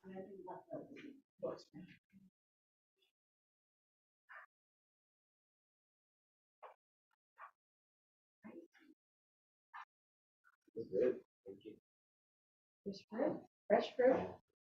Yeah, fruit. Sergeant, yeah. There's pancakes too.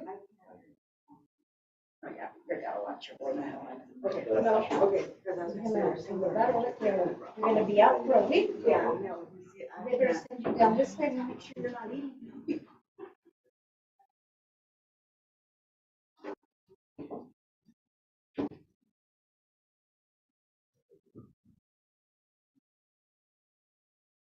What you does?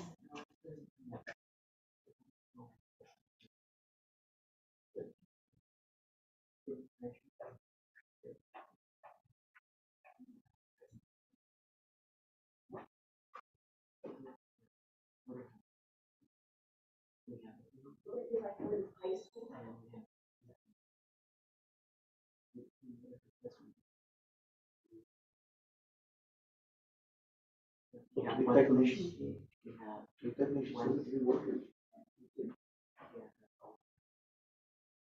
Yeah. They have, you could feel a technician when they don't have no experience. But the thing is that Then you have to be a technician, one of technician.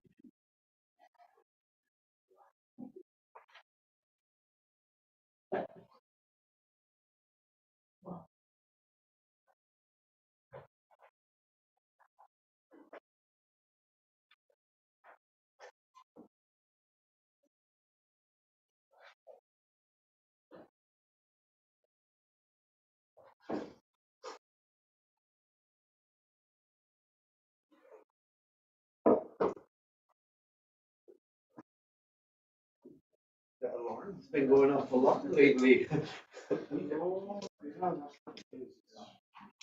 We had a call where somebody guess, new to the area, called in dispatch saying that there was a weird sound coming from Mapton. What is it? It sounds like an air raid. So they're not familiar with our horn. One of the few left in the valley. Yeah. Yeah. Can you open it?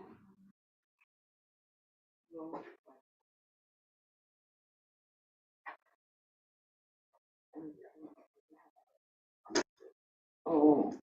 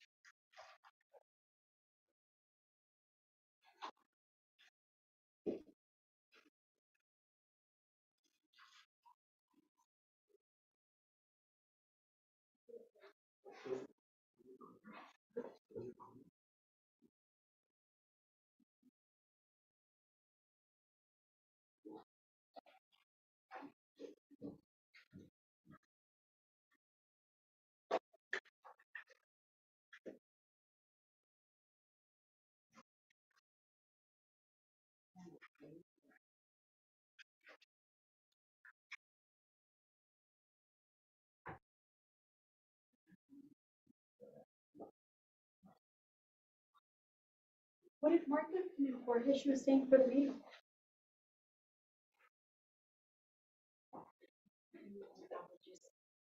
I think I just like remember when I used to go to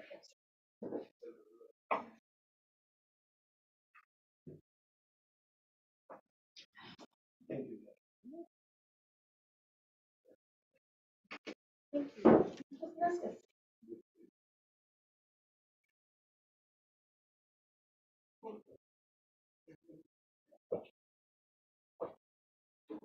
One minute.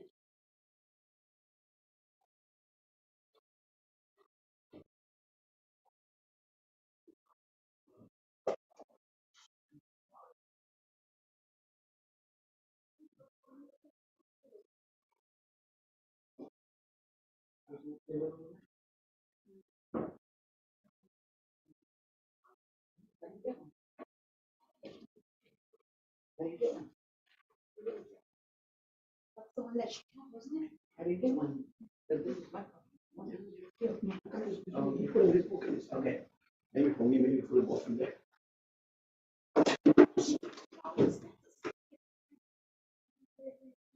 Yeah, I was.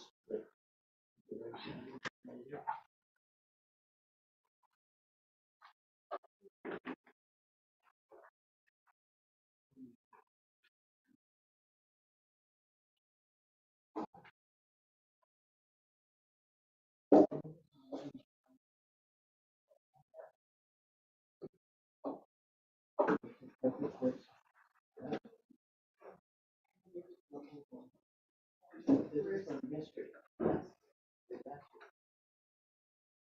I just put it right in, yeah.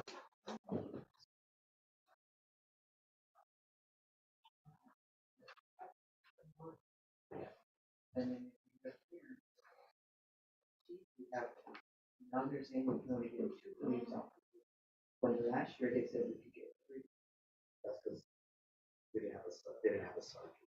But, so, oh, okay, got it.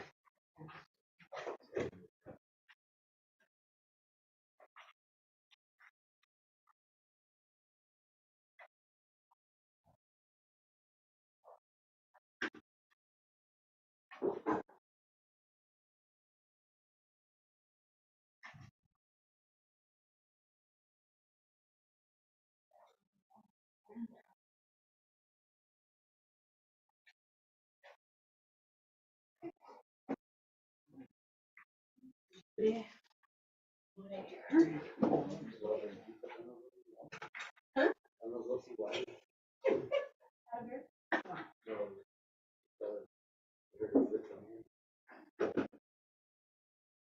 I hurt my hip.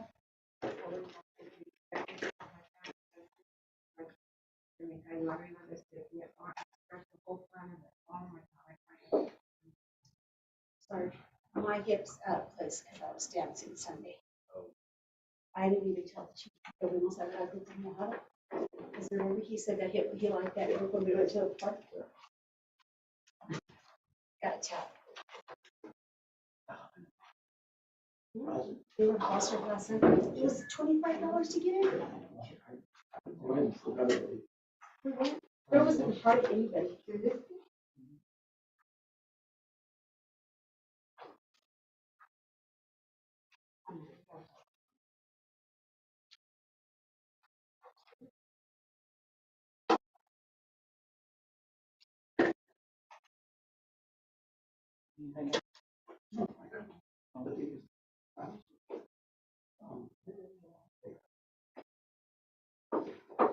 We're not there yet. Okay. We're right there.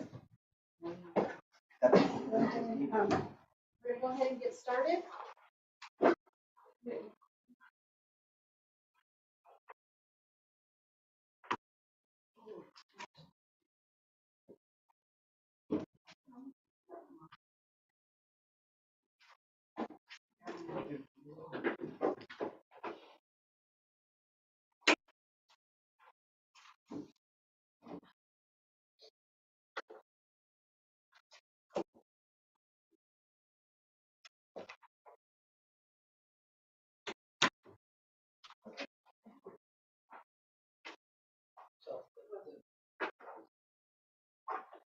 So the page that Councilmember Mary was looking for, the one that shows the city's authorized personnel, and the, so total FTEs for the city. FTE stands for full-time employees.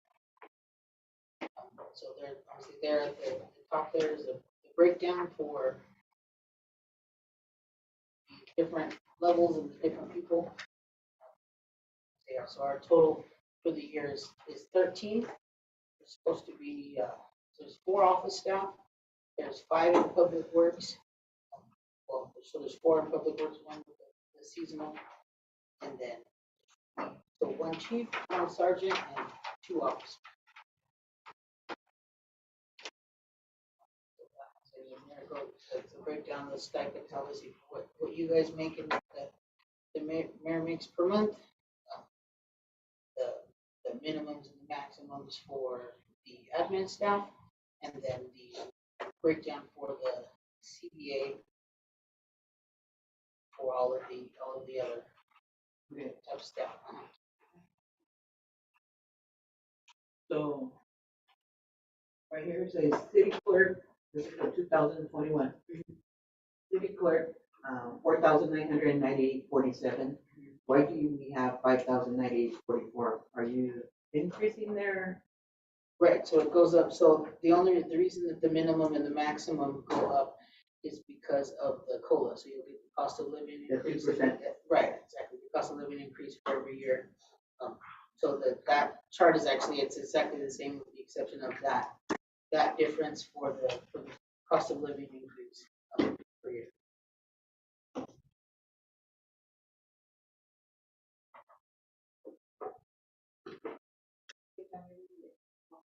Yes. So I would say what a cost of living does is basically it makes sure that you're making the same amount of money, because your dollar is worth less and less as you go along because of inflation. So all that does is make sure that you're at least still making the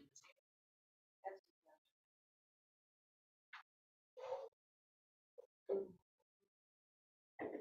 So this is what, on the salary schedule, Josh, this is what they're making in between.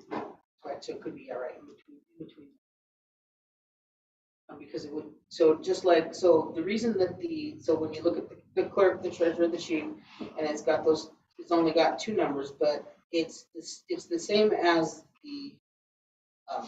the lower level staff, if you want to, I don't know what to say, that they have those year 1, year 2, all the way to year 5 per hour right now. So that, I'll say it's that same concept is what's going on there. So obviously you go another year, they go that next step up. That same thing is happening with the exempt staff. It just doesn't have a set schedule.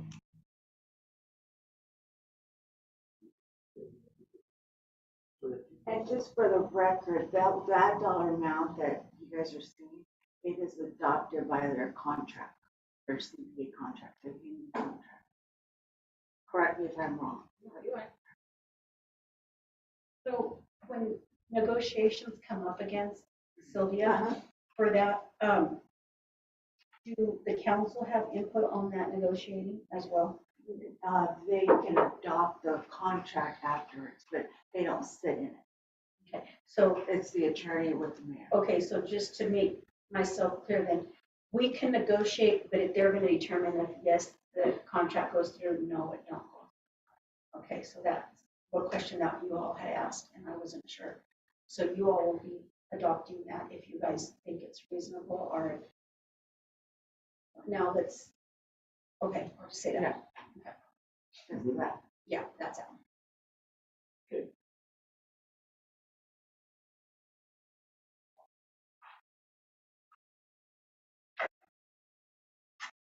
Any other questions?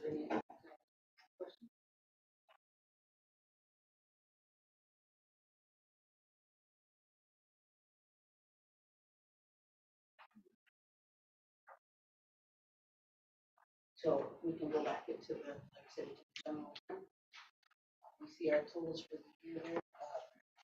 So if we look at, so we look at our, so this is the revenues. The first chart is the revenue. And what I was pointing out is this is those big green bars, and it's like, wait, why does it climb and then drop? Of course, those big green bars are supplemented because of our ARPA, American Relief Plan Act, or COVID money, as we call it. So we got that last year, we got that this year, but of course, we are not going to get that next year. So that's where that big dip is. So when we talk about revenues into the general fund, we have to see where does that money come from? Obviously, so it comes from taxes, when we talk about that charge for service that's on our bill, everybody says, well, what does that mean? Where is the charge for service? Why do we have that? So that is the supplemental for each of those funds that puts into the general fund. Now, the general fund supports a lot of things. Like I said, so the general fund does support the direct building, city hall, but it also supports everything else. So it supports the fire department, it supports, yes, ma'am. Back to that other page. Uh-huh. So I would like to know, how come the city clerk is only gonna get 99.97, but the city treasurer is getting 101.97? Police chief is only gonna get 15.34. And I gave Josh a little note on that, council member, because he needs to double check that. So I gave that note. passed it to me, and I handed it off to him. Okay. So is it, I want to say, so maybe did I just adjust that number incorrectly? Is what you're Correct. saying? So he's gonna have to make some changes on that. I did give it back to him. So what's the, what was the difference there? Oh, there's a lot of difference. The Okay. clerk, 99.97, 99.97, the clerk. the treasurer, 101.97, and the police chief, 15.34.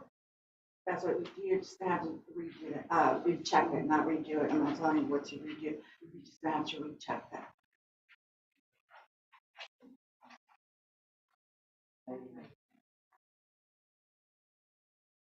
So we'll have to, so I'll have to check the contract again. Okay, the other thing to keep in mind on the police chief, so his wages were set differently than what was actually there, because part-time hours. So he's a part-time police chief, so that's probably where there might be. And I would get those two, but if I would do the deputy clerk and all that, I'm pretty sure I'm gonna see some kind of difference too. I'm gonna do that when I get home.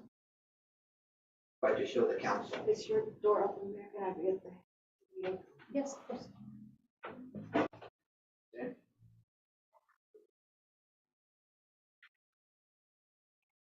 So, like I was saying, on the general fund, so where does our money come from? So, and what the general fund supports. So the general fund supports, obviously, police and fire. It supports the parks, the admin staff.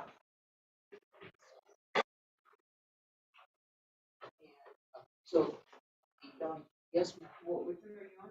We're on the first page, Page 11? estimated revenue by source, page 11. So we don't have a page like this one. No, we don't have that, Why is that? because obviously we just didn't include that. What page is that one? So that's the This page is that page has the, 12 the, in the, the PA. old packet. Yeah, and so we And added, last year's packet. yeah, so we added that into the packet last year. So we had a general idea of demand, and we are gonna have some of that conversation. I just didn't put it in like that. That wasn't one of the ones that's required, it's just one of the ones.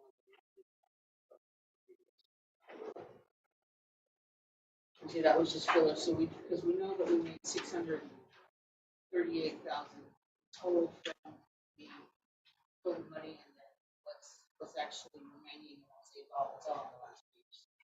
But you didn't put this one in I there. did not include that one either, and I'll tell you why I didn't do that, because, that one has kind of a general, it kind of goes like this, well, if you look at that chart right now, because of this page, actually, the general fund and that COVID money, we go like this.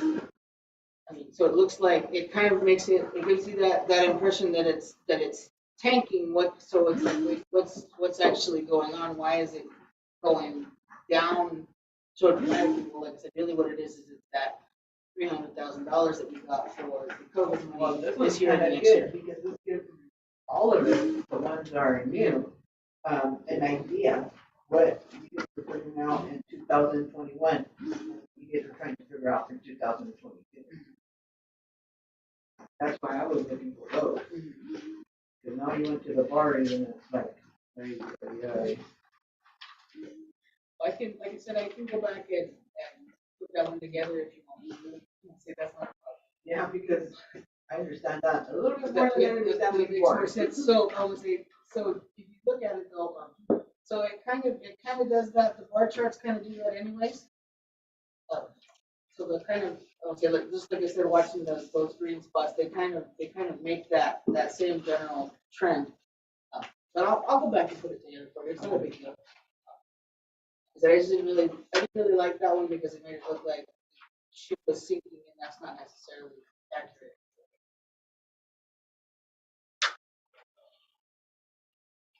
So we talked about how, obviously, we have a general idea of how the money comes into the general fund. So what does the general fund pay for? So we're going to turn the page, on page 12 now. So then that shows our trends for salaries, benefits. I would say what we spent is supplies and stuff, services, and what the main thing there that I like to point out is transfers. So because like I said, the general fund supports everyone else who is struggling. So if the police department spent more than they had planned on, of course the general fund is going to supplement that. If the cemetery didn't make enough money at the end of the year, we would keep everything afloat by moving money from the general fund to the cemetery fund to support that. And I would say that's true for everything. So if it's not holding its own, then the general fund has to back it up.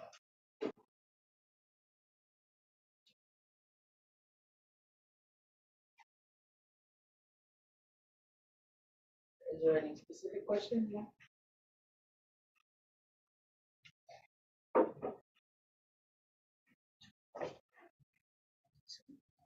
So this is, I think we do need to get those two sheets in there if we can. okay. Because I understand those sheets a little bit better than I understand these ones. Can I see Sergeant, which did one? you understand it? It's broken down, I think like you said, that It needs to be broke down like this. it gives us a little bit more. That's helpful, Josh, when we were asking for like the itemized, I think that's what we need to do, because those want to have it broke down like Yeah, this, itemized. and then we need to have it like this. You got, the first one is like, is the AR, Okay, just Yeah. turn it just a little bit. Oh, okay. Okay. I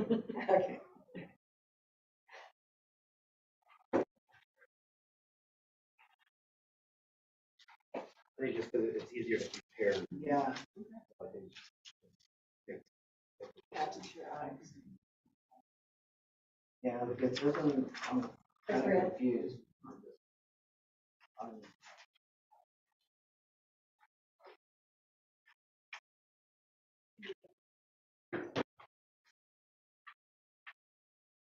So like I said, so the cemetery pretty much runs on two wheels. Okay, so the charges and fees, so the cost of what it takes to inter somebody. And the other thing that it runs on is if it didn't make enough money from what it costs to bury somebody, then the other revenues is strictly what money it gets from the general fund. So what money we give to the cemetery to keep it on its own after it generates the money from funerals.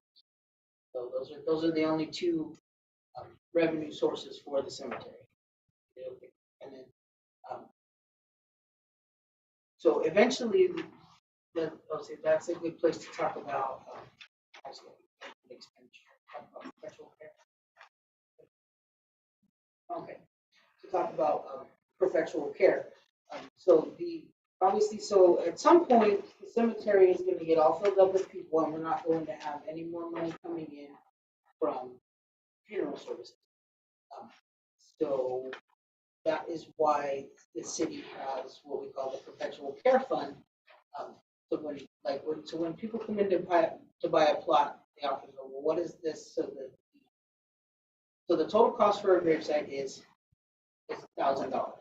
It's $750 at this point for the regular plot purchase, and then $250 of that goes to perpetual care. Everybody goes, well, what is perpetual care? Well, perpetual care is what the money that the city is putting in the bank so that we can afford to pay maintaining the cemetery after there's no more spaces. So, like I said, in the grand scheme of things, because even when cemeteries all filled up, of course, there's still going to be maintenance to be done out there. Who's going to pay for that? The salaries and the fuel that's needed for the lawnmowers and all that stuff after that. So that's where perpetual care comes. So if we look at our expenditures for cemetery, obviously the main thing there is the people. So we say the cost to clean the headstones and to mow the lawn and that kind of thing. And then there's of course the supplies that are required to do so. And then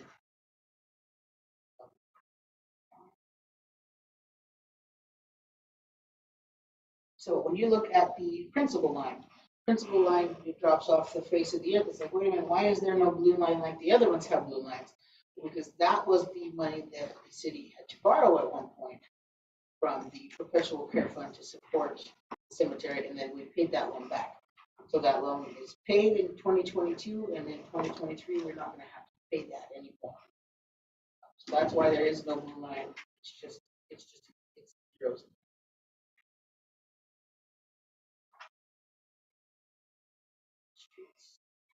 So how come there's no principal and no interest in it? that's what I was That just was saying. good, you just Yeah. said. Right So- now, because so- go ahead, I'm John. sorry. So the cemetery borrowed money from the perpetual care fund, which I just explained, right? So we've paid that loan back now. Okay. So we don't have to pay that in 2023. It's paid off in 2022. So there won't be no blue line there, not even Right. in the Yeah. future. Am I correct? Yeah, exactly. So in a perfect world, we don't have to borrow money from the perpetual care fund, but we don't have to pay it back. So hopefully we never have to see that line again. Because there was a deadline to pay back. Correct, right, exactly. We had to transfer that money. So that's that whole thing we were talking about when we were talking about the different funds and how you can't take money from the water fund or from the sewer fund. So you can if you absolutely have to, but it's more like taking a loan from the bank. So if I take money from the water fund and I use it in general fund or in one of the other funds, in the super fund or something, then that fund has to then pay that money back, and it has to pay it back with interest, just like if I was taking a loan from the bank. So you have to have your schedule and everything set up to reflect that, just like, so we borrowed money from that fund and we have to pay that money back within a certain amount of time. And usually it's 3 years, that's the deadline. And also, was that one time, Fire Chief, you guys, 1 year you were saying, okay, that money stays with the fire department, cannot be used. Call that your general fund. I don't recall what it was. Because Josh keeps using the streets or general fund. There was also something about the fire department. that- Well, the EMS fund Okay, that's- can only be used for EMS related things, so you can't just arbitrarily decide that you want to go use all your EMS funds to pay for something that has nothing, like you want to put a new water system in, you can't take EMS funds for that. The EMS money has to be spent on EMS related items. Costs and stuff like that, like government pictures. So, thing like EMS, that's for the medical supplies. Okay. You can also do it as a percentage of salaries, which is what we do, because you look at the percentage of our calls that are EMS related versus fire related. And so you take your salaries and you could say that, okay, say 80% of our calls are EMS related. So you can say, okay, we could take 80% of our salaries out of the EMS fund or out of EMS money because it's for that. We're going to have to look at here within the next probably 10 years or so, we're going to have to look at potential for a replacement of our aid rig. And so it's going to be a major expense about 10 years down the road because we're right at 20 years old already. So, that's an EMS thing that you can use that EMS money for. I like to keep our EMS fund up and not spend all that money, because if what you're going to see on the ballot this year, or actually this next month, is the EMS fund levy. And if it does not pass, then we're going to have to be using that money that's in that fund to pay for stuff until we can run it again and get it to pass. So you don't want to totally deplete that. But again, you have the EMS fund money has to be spent only on EMS type things. Now, when we put the concrete in front of the fire station, when we did it here a couple years ago, we used some EMS money because that concrete supports the aid vehicle coming in and out. And so you can use some of it, but you can't just say, oh, we're going to replace, so we're going to spend $50,000 on the concrete and we're just going to take it all out of EMS. You can't do that because, if you look at the aid rig takes up one section of that concrete and you can use a portion of it, but you can't just go out and say, well, hey, this is a nice pool of money. We're going to take it all because we need it over here. No, that has nothing to do with EMS. It has to have ties to emergency medical services.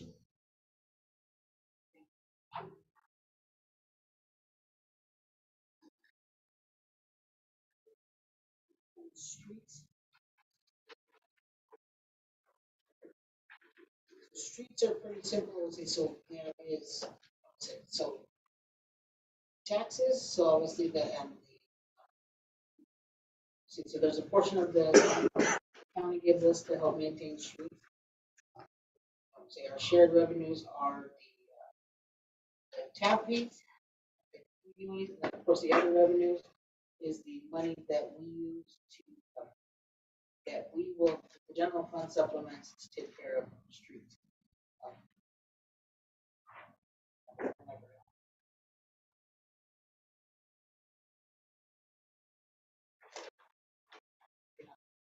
So if we look at revenues for 2023, I'll say it jumps, and I'll say if you looked at your budget calendar from last year, you would see very similar jump. That's because we planned on all of those, like I said at the beginning, we planned on all of those projects to come out of streets for last year, but those projects didn't actually happen. So the revenues that we thought we were going to get in, because of course, see, they're not going to give us the grants until the work is actually done. So when we talk about like the Main Street overlay project and all that stuff, they're not going to give you the money until it's actually happening. And so you won't actually receive that money until it goes to get paid out. That's the same, obviously that'll be the same thing you'll see when you look at expenditures.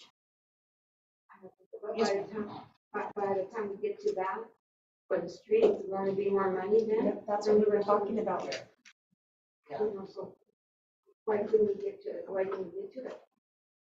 Like Sylvia said, they was put nothing on the back burner because we're such a small community. Well, we now started working louder.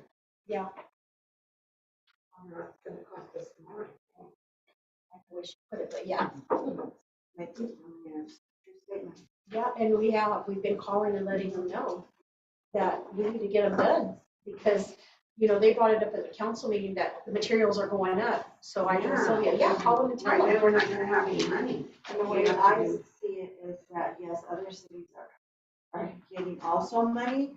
That doesn't mean put us on hold just because we're working on a different project with another city. That's not. So we are working on it. We can find out a good contractor so they can change the gear and go and Get a start couple of losing. Mexican guys up there and Yeah. get them the presser. And we're trying, I know, I told Sylvia, To call, see what the holdup is because we need them fixed. You know, they said early spring, so But is that the price they gave you already? Gave me. Is that the price they gave us already to do the streets? If that's the price, then that has to stay locked, doesn't it? Well, let's say I'm gonna charge you 50,000 or 100,000 to do that street. And so now 2 years later, well, now I have to charge you 200,000. Well, of course, because everything changes, prices keep increasing, doesn't get less and less. And then that's what, they start looking for other ways to get funding because now the price has changed. So We're that's working the on way it. to work with us to make sure that it doesn't come out of our pocket because now you guys didn't start this project at this dollar amount. So now they have to do their homework by looking to see where they're gonna get coverage for the So then they additional have to charges. do it, right? Not that it always goes that way. So when we look at the expenditures for streets, you're gonna go, wait a minute, all of that money that we said was coming in and then we're gonna put it on the streets, that's not actually on the chart, right? Well, that is because, that is going into that number 40, capital improvements. So it goes, but technically capital improvements are not they are not an expenditure. So we spend that money on construction and then that actually increases the value of our streets rather than being considered an expense.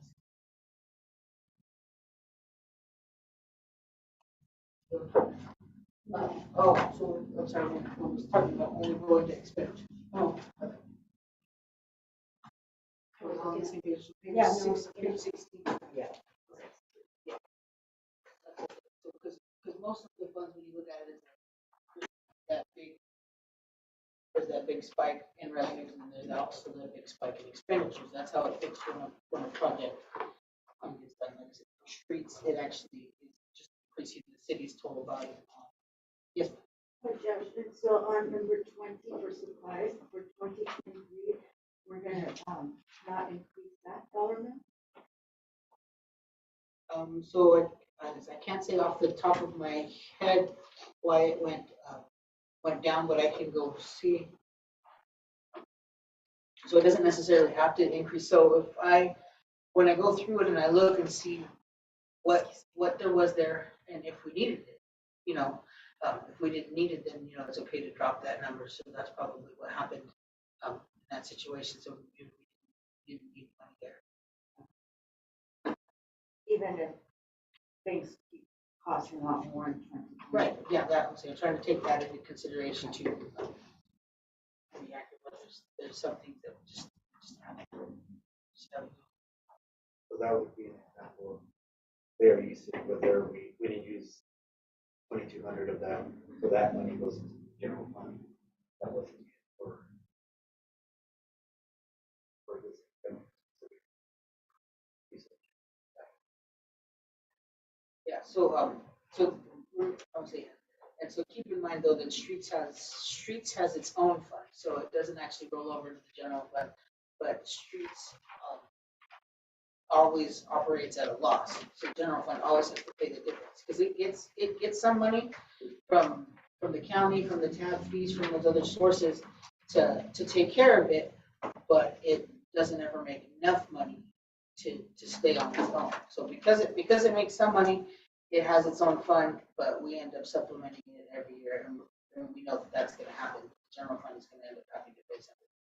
Well, that's kind of my thing, so why would it go down then if there's not enough money?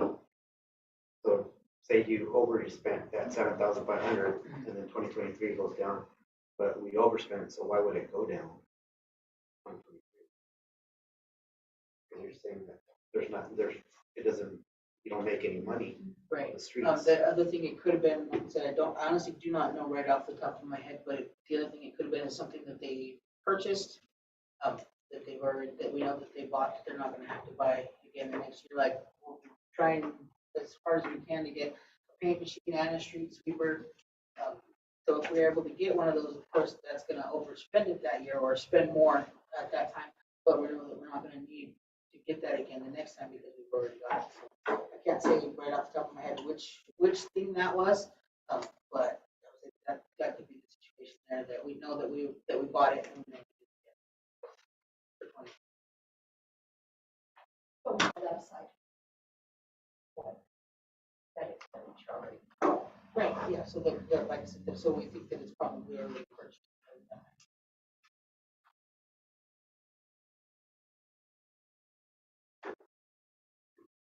So, Jose, so EMS, Jose, she actually already got You us. still have questions? Did you understand it? I don't think they understood you. No, you could go over it one more time. Okay. So which piece? So we haven't done. I think that's the piece that the sergeant The was. one Sergeant just told us. Okay, the one so Sergeant was talking about 2022, that there was more money on line 20 supplies. Okay, he was saying, well, if we spent more money in 22, then why would we drop the number down in 23? So that's what he was asking. He was like, well, why would we plan for less money if we know that we already spent more money? And so what I was saying is that I don't know exactly what the item is that we're talking about here, but so let's say that this was to buy something. So like say we bought the paint machine for $7,000. Well, next year we know we don't need a paint machine. Right, so yeah, right, so you could still drop that number because we already know that we've purchased what we needed for that particular number. That's why it went down. Actually, yeah, well, this is why this is all preliminary still, so I have to go through and make sure that I refine the numbers so that they look like they're supposed to before we go into it for next year. So actually, as we say that,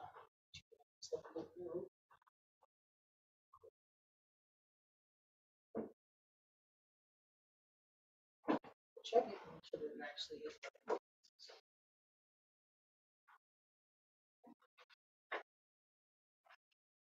Like I said, so EMS, I think that the fire chief got us pretty far on what we were doing for EMS. So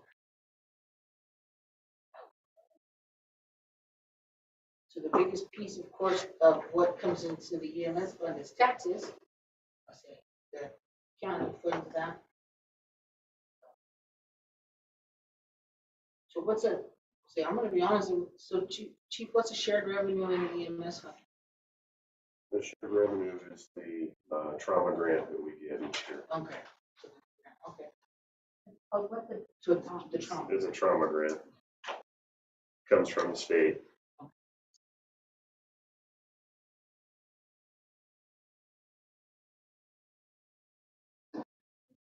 EMS has its own section, but it's always fairly predictable of what. okay, so that's the kind, what we need for the For the police police department. Right. Or for other departments. Yes. Yeah. It's just more of a breakdown so we Right. can understand Yeah, it. and I don't have any problem with that thought. It's actually kind of exciting. People want to know and actually want to know the answer to the question when I tell them that. And I'm totally, that gives me a little bit of goosebumps, honestly, because I mean, somebody likes numbers as much as I do, so. It's usually people tell me, I don't care about that. This is exciting stuff, people. Good stuff. So, and then expenditures in EMS, obviously, those, you know what, that is obviously, that's for. So it's just a portion of each call, chief? We don't actually know which ones are EMS calls and which ones are fire calls? We know what they are.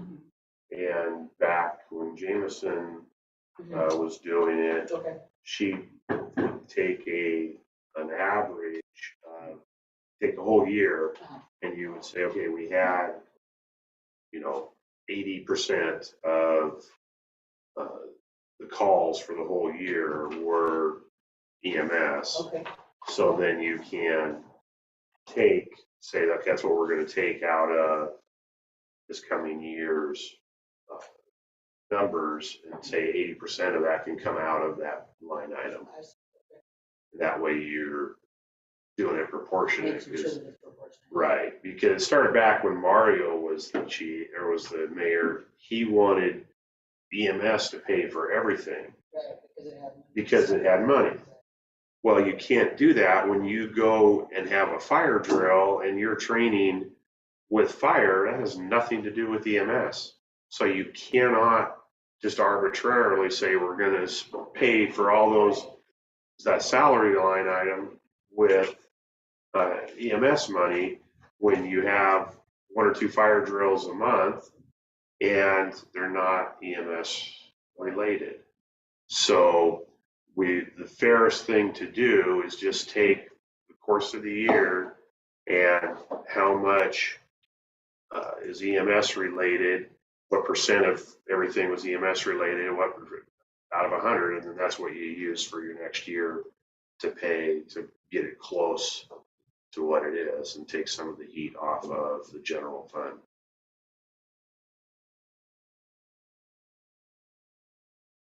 So that's kind of that same thing that you have to do when you're talking about salaries for our public works staff. You have to see, okay, that's why when they fill out their timesheets, they have their hours, how many hours they spend in spot, so they were in the parks for this many hours, they were in the streets for this many hours, that kind of thing. So then you put the hours together for the whole year, you figure out, okay, so which percentage did they actually use so that you can figure out their salaries to make sure that you're putting their salaries in the correct fund to make sure that that fund is actually paying for its own.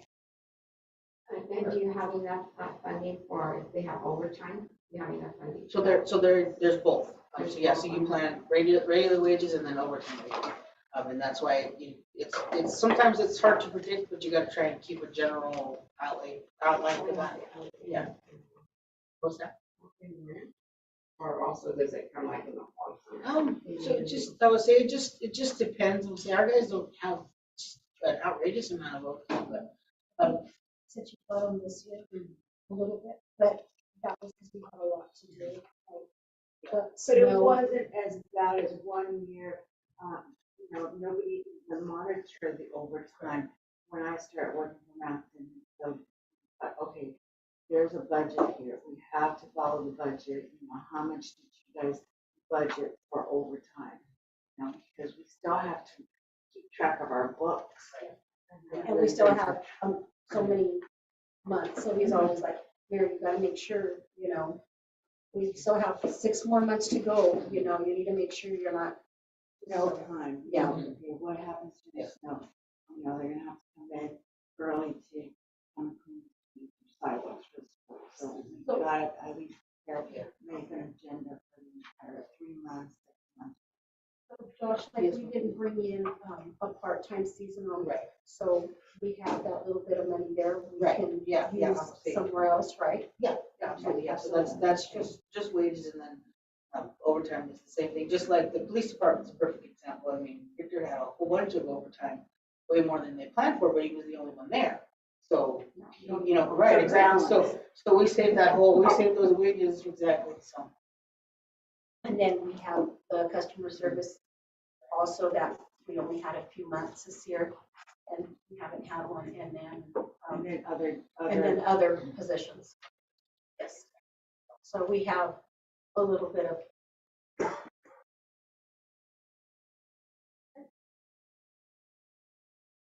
Okay, so we're just about there, so now we're in, one of the big ones, the heavy hitters, of course, is water. Okay, so water makes its own money, I would say, because we charge people for it, so they have to pay for water. Donia doesn't like it when they charge people for water, but. Every time we flush the toilet. So, so we can see, the other revenue sources in 2023 is, the share revenue sources is bigger, for water, because that is, of course, where we are supposed to have an improvement to our water system. That's the plan. I don't remember where the lines are, if you remember that? The lines they're replacing with next year? I don't remember exactly, but I know that they're planning. Is the money for COVID? No, they haven't guaranteed us that money yet. Oh, okay. The money from the county. Right. But yeah, so they haven't actually given us that yet. No, we have a CDBG, remember the CDBG grant? Oh, I came in and said there's 1,100,000 and something for that. What he Right. says, when he came to the meeting. Yeah, but he hasn't given it to us yet. So No, they were no, saying- they just, the funding that's coming, they Yes, haven't. right. Don? Yeah. Is that who you're talking about, Don Levin? Or the Don Lindy, yeah. Don Levin, yeah. Yeah, we don't know though where. Right, yeah, so they haven't told us exactly when, so they will probably give us that money, just like they think they will, but it probably won't end up in 23, is my guess. It'll probably come around in 24, by the time they get around to actually getting it, and then we actually go to use it for something. But what he's saying Right. is not included. It's not, yeah, it's not included, because remember, that's the other thing when you talk about the difference between cash and accrual. When we say that cash basis of accounting, until we have it, till we know that we're getting it, we can't count on it. Those guys can say, oh, the money's as good as yours. Well, no, we don't say as good as yours. It's either ours or it's not ours, so. Which, yeah, exactly, which makes more practical use, but also, I would say that puts you into problems when you're saying, well, it's either spent or it's not spent. Sometimes it's hard to predict what's coming, on that front. So expenditures, for water, obviously, what does water go to pay for? So when we look at principals and interest, of course, those are loans that we've taken out to pay for the water system upgrades and stuff. So those, so we got the money, and then of course there was the portion that we had to pay back. So you can see, if you go back a few years, the huge spike in the capital improvements. That's the dark blue line was I have that one. The 22. also. Is it? Okay. Yeah, and so that's kind of where we're going with these improvements. Also, we're going to do some upgrades again. Hopefully get everything up and running, and then the other things kind of hold steady. You know, salaries, benefits, supplies, all the stuff that they need to keep the water running. You know, the guys that go and take care of it, and then. So services is always a big one for the water system, because of course any consulting with GNO has to come from that. The lab samples come from that, and then the only thing that we have in for transfers is that money that's going into the equipment replacement. That's all the water gets about. But the water fund has always supported itself. If we were happy to supplement it.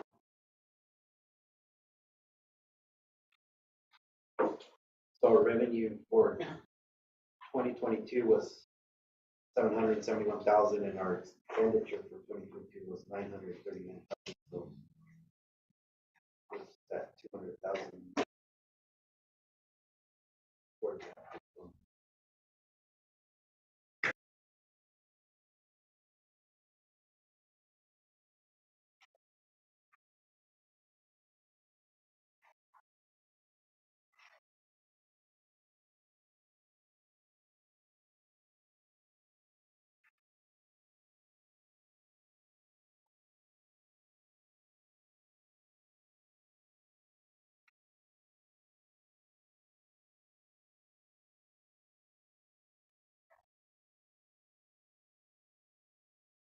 So that could have been, part of that could have been where we, if there was a spike on the year report. Because there was some stuff that was going out at the end of the year. We were getting money in. I don't remember what the grant was, and then it got paid out in like January, like where the offsets from. So we need to find that, so. Right, that no, way we yeah, can we're gonna make sure that. Make sure we get what we're them talking in. about, for sure.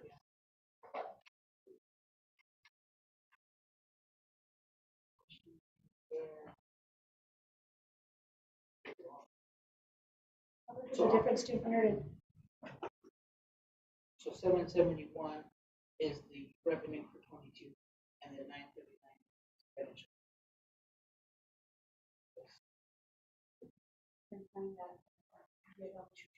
For sure, and like I said, so when we come into so not the next meeting, but the following meeting, we'll have basically the same kind of interaction at the study session. So we'll have more, and I'll try to take all of our questions back, and any other questions that we have along the way to make sure that we know what's going on, and when I get a second to actually look at it and stuff, then we can have a So, if you have more questions, if you guys just write them down. Yeah. And then give them, well, not a sticky note, write them on the, Right on on one of these. The other thing Jobs you is can- allowed to have sticky notes. The other thing you can do is you can always email me, make sure you CC Sylvia, because so we won't forget.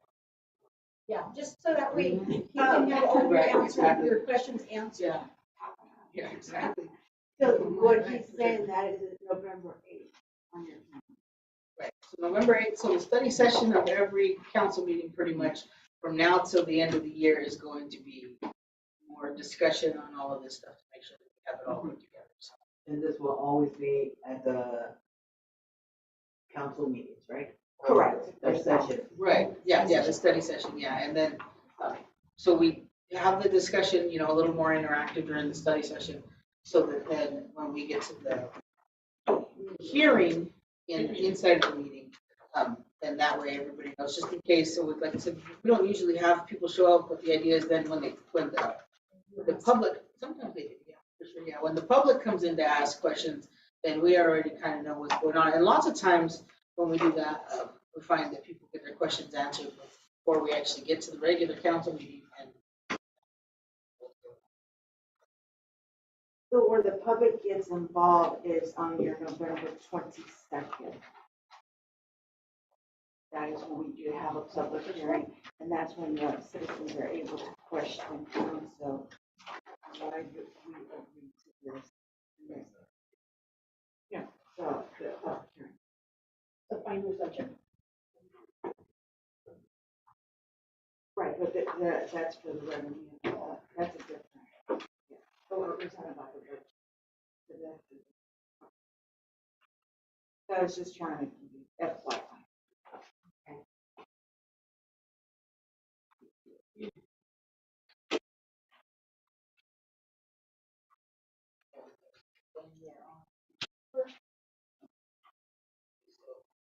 so keeping in mind, I don't know if you've heard this, but the sewer is is in the negative and has been in the negative for many years at this point, I would say 6 or 7 years, maybe longer.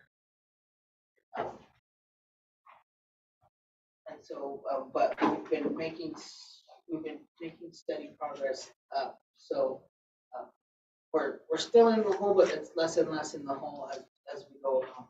So why is the city in the hole? Why is the super fund in the hole? So I think that what it comes down to is that when they put that facility in over there, they didn't get as much funding as they thought they were going to, so they ended up overspending on the new facility, or it cost more than they thought it was going to. So I think that's where the trouble started for them. They thought they had more money than they did. So they overspent. I think those are things that we have to look at when we start doing projects, because if we're gonna do a project, just like the streets, how Diane said, okay, they were supposed to be done this year. Right. Now we have to wait another year, Right. and prices are gonna go up. So what's gonna happen? We're the ones that have to pay for it, Right. and that's what's gonna bring us back in the hole, because we didn't budget for it. Right. So when they did the wastewater, yeah, we know that's fairly new, and it is, like, they say one of the fanciest ones, right, is my understanding, Yeah. Sylvia? It's like one of the Yeah, One of for the top of the line. top of the They line say that we have stuff. that Sunnyside don't That have. Sunnyside doesn't have, right? Really? Computer system Yeah. and stuff that we Yeah. have more So, than they have there. My thing is, then if we didn't have the money at that time, then why did they let it even get Yeah. built? So those are the things we have to look at. So who was that, who paid that? So that would have been in like 2015, so that would have been Mario timeframe. So those are the things that we have to look at when we plan something, you know? But also, I want you guys to understand that, you know, I'm not talking about ex-mayors, but, anything that's gonna cost more something, it has to be addressed at council. So that's why it's so important, pay attention with your agenda, because then it goes through and everyone agrees, and so guess what? Now you guys have this worthless. Yeah, because I mean, the fact is Because it does come back to the council. But- You just make that decision. But the fact is that the mayor doesn't authorize purchases, council does. That's why it's important to have an informed council that's going to say, yes, you can, and no, you can't.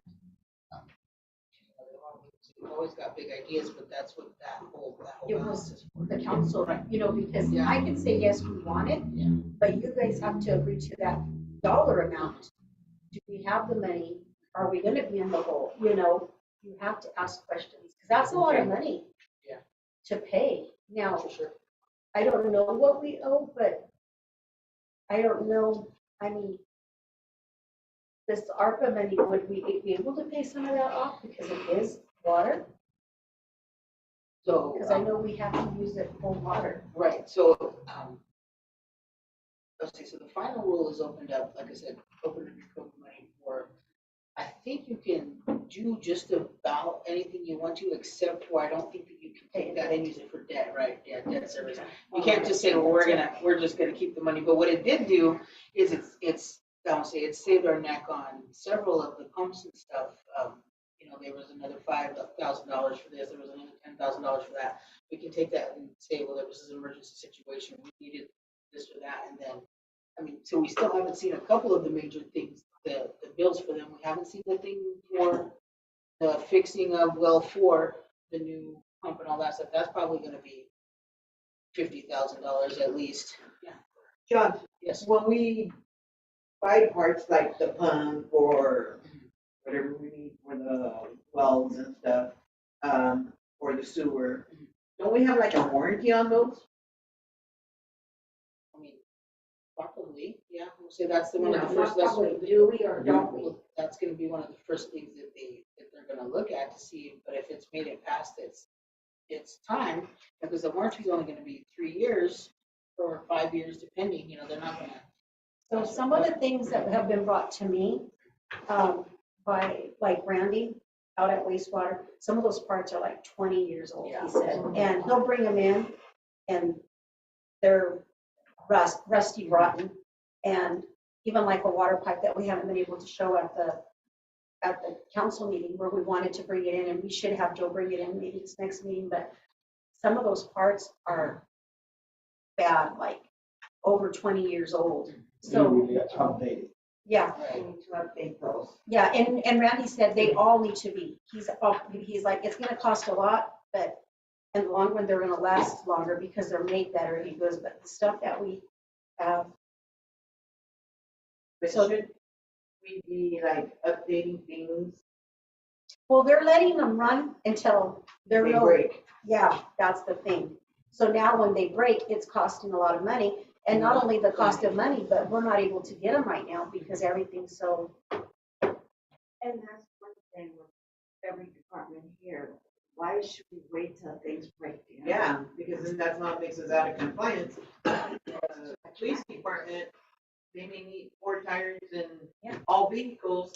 Why? Because winter's coming. and yeah, and that was a conversation I had with the chief And yesterday. then we need to make sure that Yeah. every 3,000 miles, it gets an oil change. We'll do a rotation. Same thing with the fire department. I'm not exactly sure what you guys do with it, but what you guys need, but you know, I need to just talk to you a little bit more and Right, I get more mean, the information. NFPA says that you can't have tires on a rig that are more than 7 years old. And even though they may still have 90% of their tread, you know, if they reach that 7-year time frame, you have to get it on. Do you have to? No. Will they last for a lot longer? Probably. But if something ever happens, you have a blowout, you wreck a truck, they're going to come back to you and say, when were the tires replaced? Well, they're 15 years old. They still have 90% of their tread, but they're going to come back and potentially, LNI could potentially come back and start finding you for things that you're not doing because NFPA, which is the National Fire Protection Association, sets a standard and you try to live up to that. It's just like this money that we're spending for our SCBA's. They very seldom get used, but in these bottles, you can only recertify them up to they're 15 years old, and then you have to buy new ones. Is there anything wrong with them at 15 years old? Absolutely not. But if some firefighter is on that bottle and they go into a fire and something happens, then you come back and the lawyers are going to say, well, why were you using a bottle that was 20 years old that you should have got rid of 5 years ago? And so you're going to spend buku bucks when you lose the lawsuit. And so you've got to try and stay as much as you can. There's some things you can fudge away and get away with, but like these SCBA's, we're a couple years over that time frame. That's why we're spending the money to get it updated. But it's something that we need to start building funds, having that capital fund so that when it comes due, we can do. And that's why I talked about the EMS fund having some money in it, but near a 20-year-old vehicle that's going to need replaced.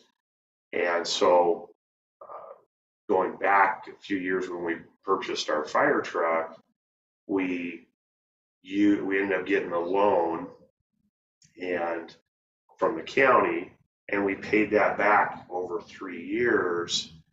And I wanted to take that money that we had paid repaying that loan and keep it budgeted. And if we didn't have any repairs, big repairs that tapped into it, roll that into a capital expenditure so that it would carry on and keep building for when we do need to replace these, because it's even with it being a shared expense for replacing fire trucks for our aid rate, it's still our portion is still going to be well over 6 figures.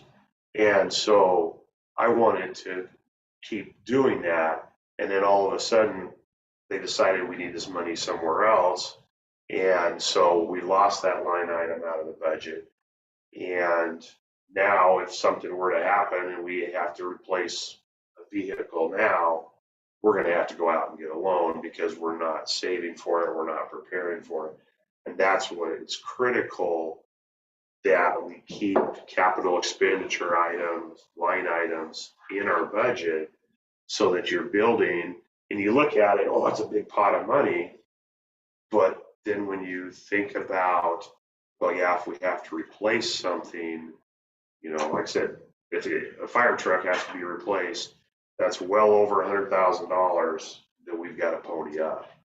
And so we can be prepared for it. It's just, I'm assuming many of you do that in your own home budget, is that you save a little bit so that, like for me, I live out in the country. If my well goes out, I've got to spend X number of thousands of dollars to get it back in service. Or just like I had a friend of mine this week, his hot water heater went out and I was in Sunnyside, so he had me pick up a replacement for him.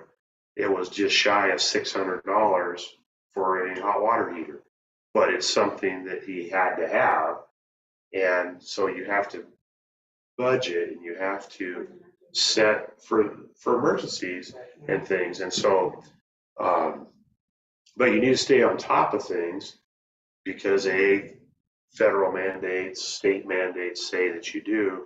Then we also need to, and that's one thing that hasn't been happening, is just the capital expenditures of saving for when you need a new roof for a building, or like the PD really needs a new building, but there's never ever been a line item expenditure that they could, stuff a little bit of money in a savings account to then pay for it. And so then all of a sudden you come back and oops, we don't have any money. So we've got to raise our water bills a whole bunch to help pay for that, or we got to add a bunch of taxes on it so that you can pay for it.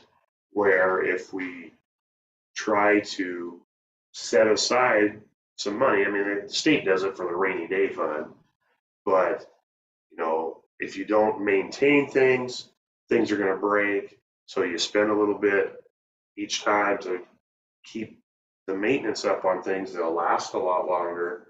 And then you don't get hit with, well, we didn't maintain anything and now it's totally broke and we've got to buy something brand new. So it's something to just think about, is the maintenance is big, to maintain things. If you maintain things, stuff will last a lot longer. I mean, you look at these people that are driving these old cars that are 50, 60 years old or more because they maintain them. And then you see the people that got a relatively new car and you get stuck behind it and smoke's blowing out the exhaust pipe because they don't take care of it. And here the car is only 2 or 3 years old and it's already shot because people don't take care of things. So you maintain things, they're going to last longer, but it's going to cost you a little bit more to maintain. But if you can get 20 years out of something and it costs you a little bit, that's cheaper than only getting 10 years and then having to buy something brand new. But again, you still, even though you're doing maintenance, you need to remember that you have to keep setting aside, because sooner or later, no matter how good a maintenance you do, it's going to need to be replaced. So.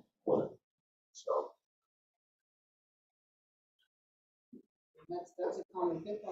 The more, because of course, you're always going to get a grant for a certain amount, but that's not going to cover the total cost of the project. And so the more of that we can have to pay for ourselves, that means that the less that we're going to have to try and get a loan amount. And you can see it, I want to say, brings us back to what we're talking about. We look at the expenditures for sewers, so on page 22, so you can see there, I mean, we paid $37,000 in interest on the loans they got to cover that. So it's a perfect example for the less money you have to borrow, the more of your own money you're going to keep. That's one of the major pitfalls that the city's had, is they've always just dealt with it as it came along rather than actually planning for what was coming in the future. And Madsen's not alone in this. Right. I just went through talking with Pat Mason, who's the fire chief at Grandview, and they were looking to replace one of their fire trucks, which they ultimately did here a year and a half ago. And he had wanted to set aside money, but he couldn't get council to do that. And so when the time came, then he's out there getting a loan for it. And as you know, interest rates are going up. And so, of course, back then, they weren't too bad. But still, if you would have just saved the money, A, you would have got interest on the money that was in your being saved. But B, you're saving money, like Josh just said, when you go to ultimately make the purchase. If you can pay X number of percent of it in cash, you're saving that interest and you're saving the taxpayers money and making it cheaper in the long run. But Mapton's not alone with just going out and getting a loan for stuff. I said Grandview did it when they got that truck. Couldn't get them to set aside any money. They just had to go out and and get a loan for it. And Grandview's not the only one. A lot of the big cities and things do. People, and maybe it's just because I'm older, that, and I've grown up with not very much, so we set money aside to save. Sometimes I think people in the public, we don't think about that because it's not our money, it's somebody else's money. And so we don't tend to think about, hey, we need to save that. Well, now you guys being city residents, you're actually vested in it because it is some of your money. Granted, it's not all, it's everybody else. All of it is Antonio's money. So, but still, a lot of people don't think about that because they say, well, yeah, I pay $5,000 in taxes, but yet we're going to spend $100,000. Well, it's not my money. But we need to think about, be good stewards of the money that the citizens are giving us. That's the way we should be. And that's always what I'm always focused on, but we go back to what Mapton needs, what we here in the community, what the public works needs, police department, the city needs, and I mean, our public works need to come and say, we need this and this and this, because they'll be like, since I've been here so many years, we haven't replaced it, or we've never done it, and it's like, so those are the things that I'm trying to, say, hey, we need to get this done. Josh, and he's like, okay, we need it, we haven't got it done.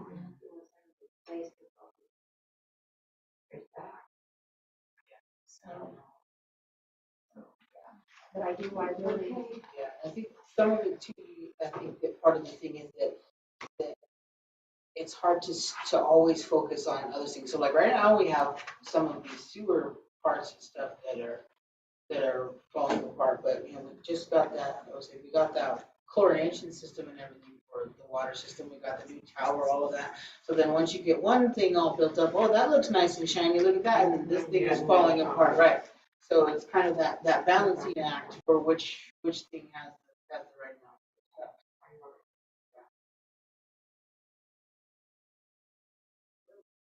Garbage.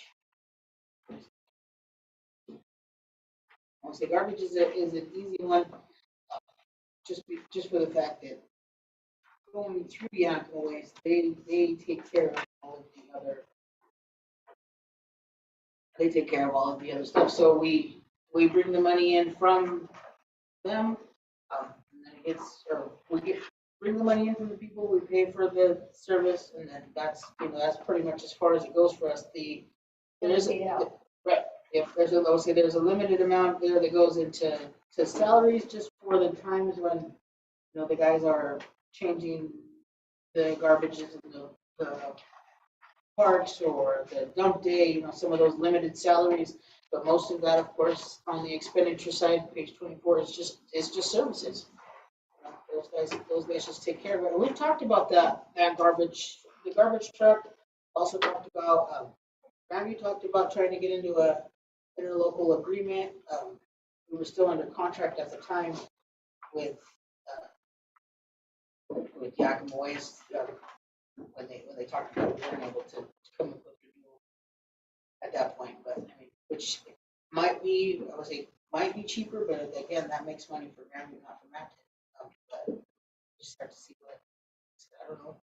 Have you actually looked at a truck at all, Mayor? I haven't, Oh, but see, I don't- I can go into the government. Yeah, service but we and can, we look. can poke at it, and I mean, I would say, I don't have necessarily dislike, Councilmember Moreno's idea on that. I don't know if we can, I mean, it's not a bad idea, I don't know if it's feasible. Let's say we got a truck, so where would the garbage go? We'll go to Yakima They would Waste. still take it. Yeah, but we Yeah. wouldn't have to, or Hey, not yeah, pay Yakima So- to come in and.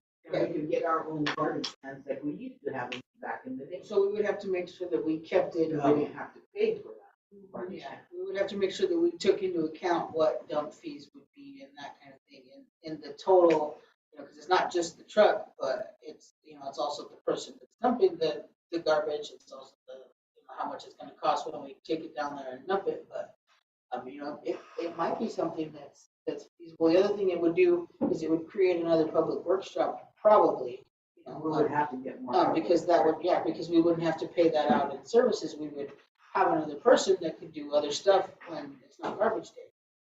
I mean, it's not a horrible idea, but it's just, you have to see what the numbers actually are to And we're handle it. growing, I mean, Or even before you guys go that route too, I know that Grandview at one time, Grandview has their own garbage service in-house too. And so maybe there's a They do possibility, so there's a possibility, you know, they could probably give us a contract less than what Yakima weighs. You know, because I We could know check into Sunnyside is Yeah, we gonna talked also about it. approach Grandview. So if Sunnyside Mountain approach Grandview, See, I maybe don't, I they're. mean, it's not my fund and that's totally unrelated, but I don't see Grandview being able to support all of Sunnyside's garbage, but They can Mountain's support not that Mountain's. big, right? Exactly. One question that I thought of, just when I've all seen these signs just going up locally about the beetle, Japanese beetle, and you can't transport vegetation beyond this area. What's that gonna do for the city's cleanup days? Because doesn't Yakima Waste take all that and transports it beyond the boundaries of this area? And so now are you gonna not be allowed to have your maybe dump days again? Think of that. Because every place you go outside of the city of Mapton, there's a sign that says, do not transport vegetation or soil beyond this point. And that's one of the big things of the dump days is allowing people to bring all their yard waste. They can ask for ID where they live, if they, for this town, because this is the town service. Nobody's like saying they can't take it out of Mountain. Yeah, how, because if you read the sign, like if you just go on 22 out of town, Yeah. it says no soil or vegetation beyond this point. And as you're going to Sunnyside, it's the same way. So Our stuff, where are we gonna be? able to what are take you, our what are you stuff? gonna do with it? Because you can't burn it. And so that's something that I don't know if anybody's thought about. That's Luther downtown. But here now, look. Yeah, but we They're can't looking take at it. anyway. Yeah, we And can't they've take our already even closed It's closed Granger, for me. so They closed that Ranger one. Ranger one, yeah. Isn't it the 31st of December it's gonna get Mhm. closed? Yeah. So that's probably why they're going that So route. they're gonna close Cheney too? Cheney is the one that's in Zola? No, not that. Not yet, I still have a few years of life left. It'll eventually. Because I've been in this in Harlow, and it's been open. Yeah, but they're- That's what he December did 31st. in that area. So when Yeah. you're talking about, transporting from city of Mapton, there's certain limits that we can take the waste. Yeah, only you can take to downtown. No, Well, no, but if you read the sign, we can't take it. it past says you Mountain. can't take it essentially outside the city limits of Mapton because of this Japanese beetle. So that's something that needs to be looked at, is can you even start taking yard waste anymore?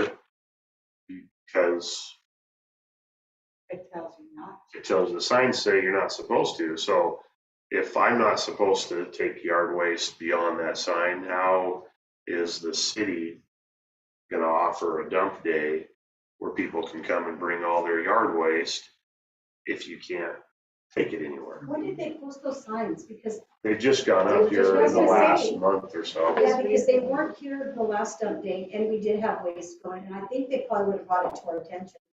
And they Well, probably, they just barely put them out. Yeah, they In just- 2 months, that's it. Yeah, I exactly. haven't seen them.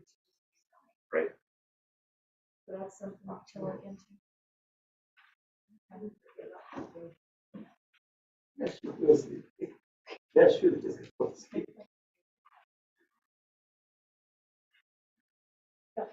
We got it. You weren't asking, you weren't ready.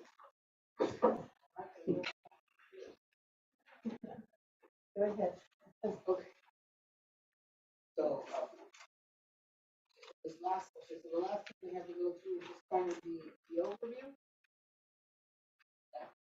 So if we look at our beginning fund balance, our ending fund balance. So we can see the totals there now. I know that the cemetery fund for 23 is also red. That's because we haven't figured out how much we have to transfer to keep it at even. Just yet, and like I said, my main thought for that was I think it's the lack of the funerals that's caused that dip so far, which may mean that, of course, moving forward with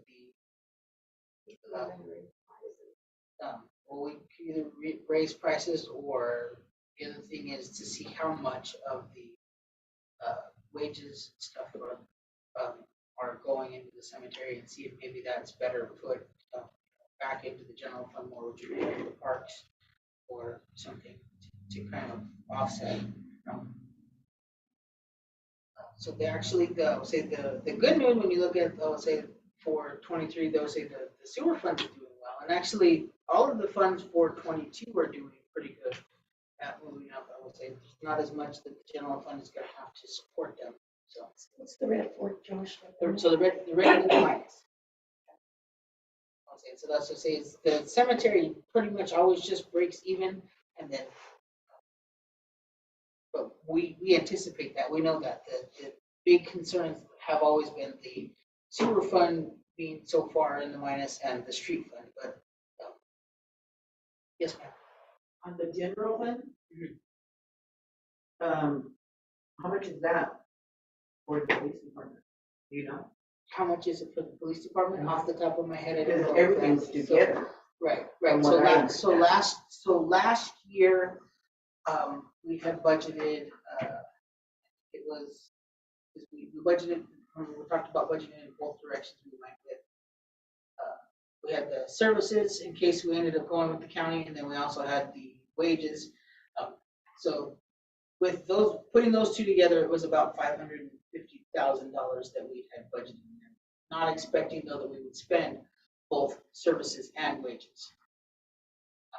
So taking that into account, dropping the number down because so in talking with the chief, we've actually talked about his code enforcement situation. And he actually would really like to go with YB-COG. Which I don't know, we had mentioned that at the previous meeting, but only for a second. Right, the code enforcement. So YB-COG, Yaquan Valley Conference of Governments, has went out and they asked, what do some of the small cities need that they don't have? One of the main things that everybody said was, well, we'd really like to have a code enforcement officer, but we can't afford to pay a code enforcement officer full time. So they got together, they got all of these cities together. I wasn't there, so you want to touch on it, Sylvia? Who all was there? So the ones at the that meeting? attended that meeting was, Mountain, Grandview, Hera, and Union Gap. And so the ones that were missing was Wapato and Granger. They were also wanted to be included in sharing this employee see if it's going to benefit the entire city to be able to have that coverage. And so Gravity said that they wanted this employee for 10 hours. Union Gap said 10 hours. Harris said 3 hours for a month. So then we said 5 hours. That's not enough. Right. 5 hours what? A week. Yeah. And I just say that $5 ain't enough because our residents aren't home during the day. to touch their doors. A lot of them are farm workers, so nobody's home. It isn't until the evening somebody gets home and that we have to reach out to them, after hours. So that's how come I say we need more than 5 hours. And I was trying to be greedy, I wanted to share with someone else. That's why I send you, because I know you're greedy. Greedy, I was not trying to be greedy. I just said 5 hours, not 10. So that's the only reason I say we look at hours like than the 5. Like I say, we depend on how, if it's just one person, they're gonna be split up. I mean, if those up for cities, it depends on availability as well. I think that was the point of that meeting, right? Is if they needed more hours, then they would just have another person. Exactly, they Hire were more gonna have people. to just hire some more Yeah. people to do YB cog. But every city did say that they have their own vehicles, their own uniforms, so they would be able to provide that. And it's like, well, we can provide something. That's why I So said, we can provide a car and a uniform and the city ordinance. And how come we can't have our own? That's what I say. I say have our You own. know, have our own 4 hours. And then 4 hours, please. Every day, 8 hours. I don't know, maybe Archie help me with this. And that's something we've discussed with the chief and So the other thing we were trying to do, which I was trying to see if there was enough money for that code enforcement person and then be able to meet up with the FTE we have now. We have the 2 officers and sergeant and the chief. There's still enough money. I think that there is enough money to do both. I have to go back, make sure that I'm seeing that correctly. But I think that at this point, I think there's enough to do both of those things. Now, if you take a person and you bring them in full-time, that means you pay their insurance, that means they have all those hours and stuff. That might cost us one of the officers. So we would end up with a sergeant. Huh? That's the other question. We don't have it. Yeah, was to get the rate study. I think, what did they, YB say 25, right? I think that's what they said. 25 an hour. So I think if we did Which is- something like that, how about if we did code enforcer / dog catcher? If that's like the starting pay, I mean, and I think that's even still, The question is, are they able to find the other officers? How many left? every department all over is struggling to get officers. Yeah. I had seen in the news that the Richland Tri-City area had like a job fair just for, they got together with Pasco, Richmond, like, and stuff, and they had a job fair. And why can't we get together with like with the Lower Valley and have a job fair to see if we can recruit some police? you know how that went over there? Did you hear about that one? Yeah, I saw it on the news and stuff, and they had a pretty good turnout, yeah. Maybe usually to meet up with maybe Sunnyside and Randy. If they want to collaborate and Even Granger. We've got some in Zilla as well, the Lower Valley, Yeah. and there's something like that. I think that would work, because from what I seen and I heard on the news, it looked like they had a good turnout and stuff with regular police officers that are interested to go and with people who just want to become the police academy and everything. You know, that will give us a start somewhere, and we could have a better idea. There is people out there that really want to be a police officer, but But you're saying that they were gonna send to the police academy? there's some that are already cops and they just looking somewhere else, right? And there's some, like me, I could go and I'm gonna be a cop. You know, Correct. I need the academy, Correct, and that and they has, have a better idea. Or there's some citizens that already have partial of the academy or whatever they have to do, but they're not done. because the history of Mountain is that they knew if I wanted to become a cop, I would sign up to be a cop here.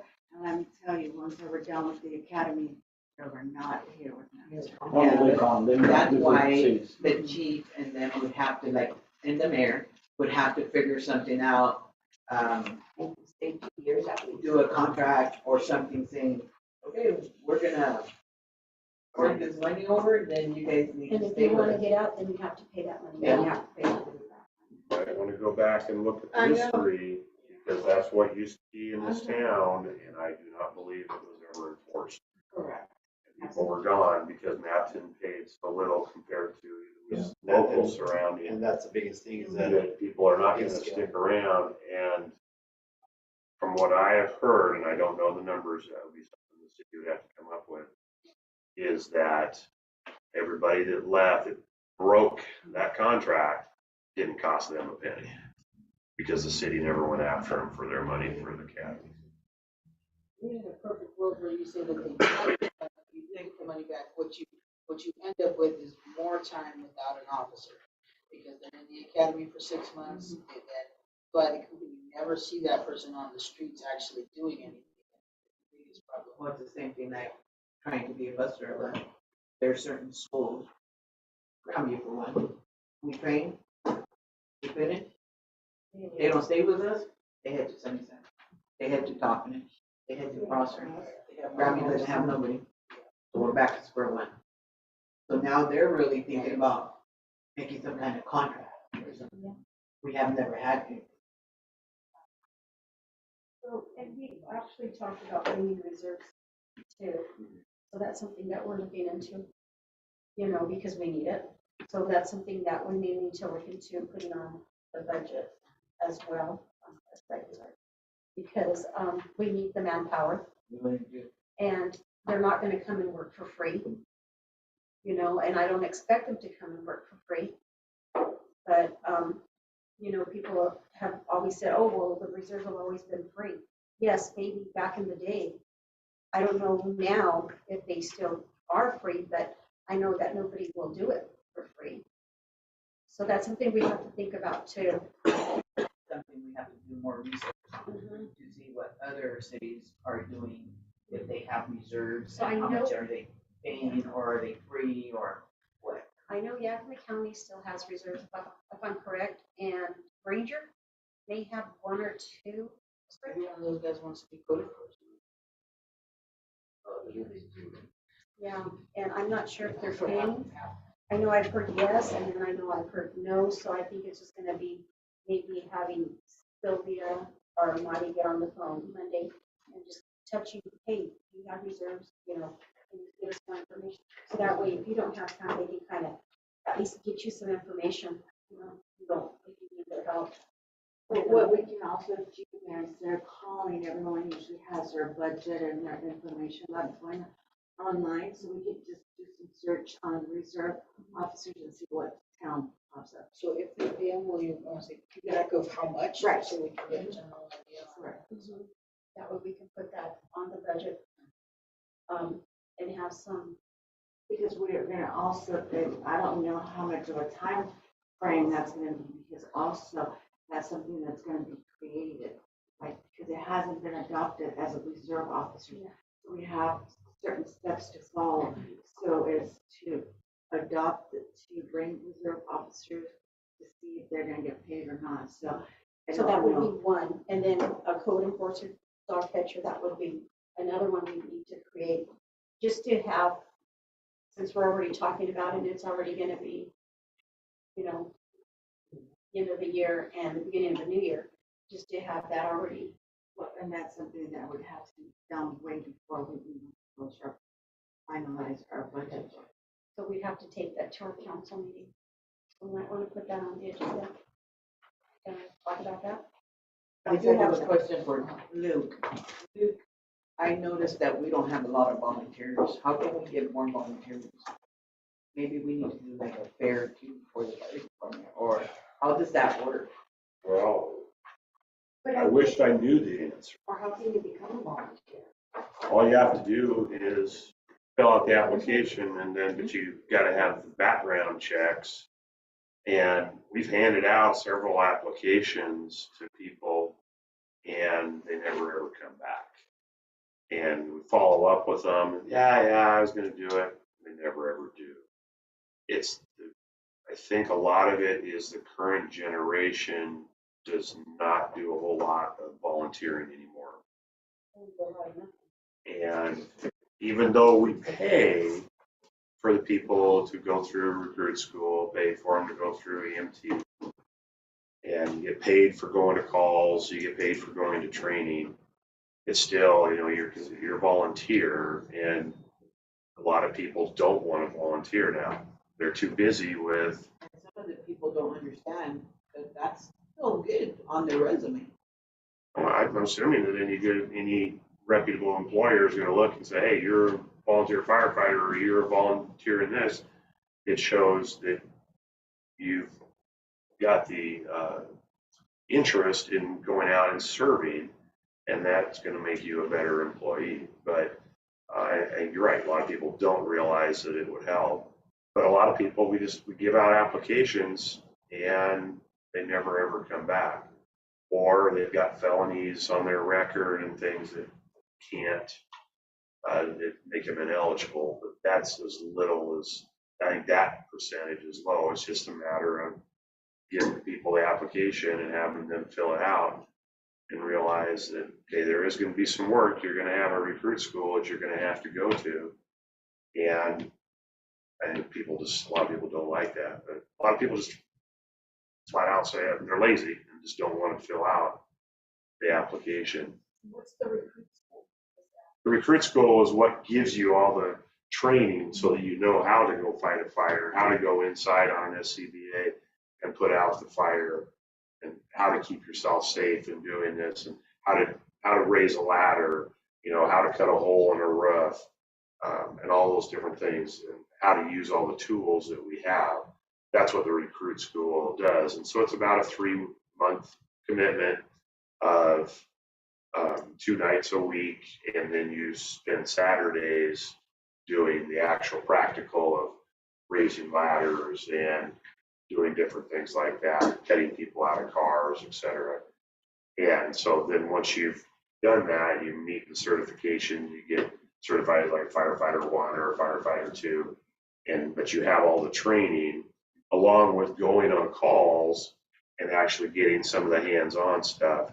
Because when you come on, because they only run a recruit school usually once a year, and it's usually in the fall. So if you come on in, say, the wintertime or the springtime, you can go to calls. They have a helmet that you put on that's orange. We call them pumpkin heads.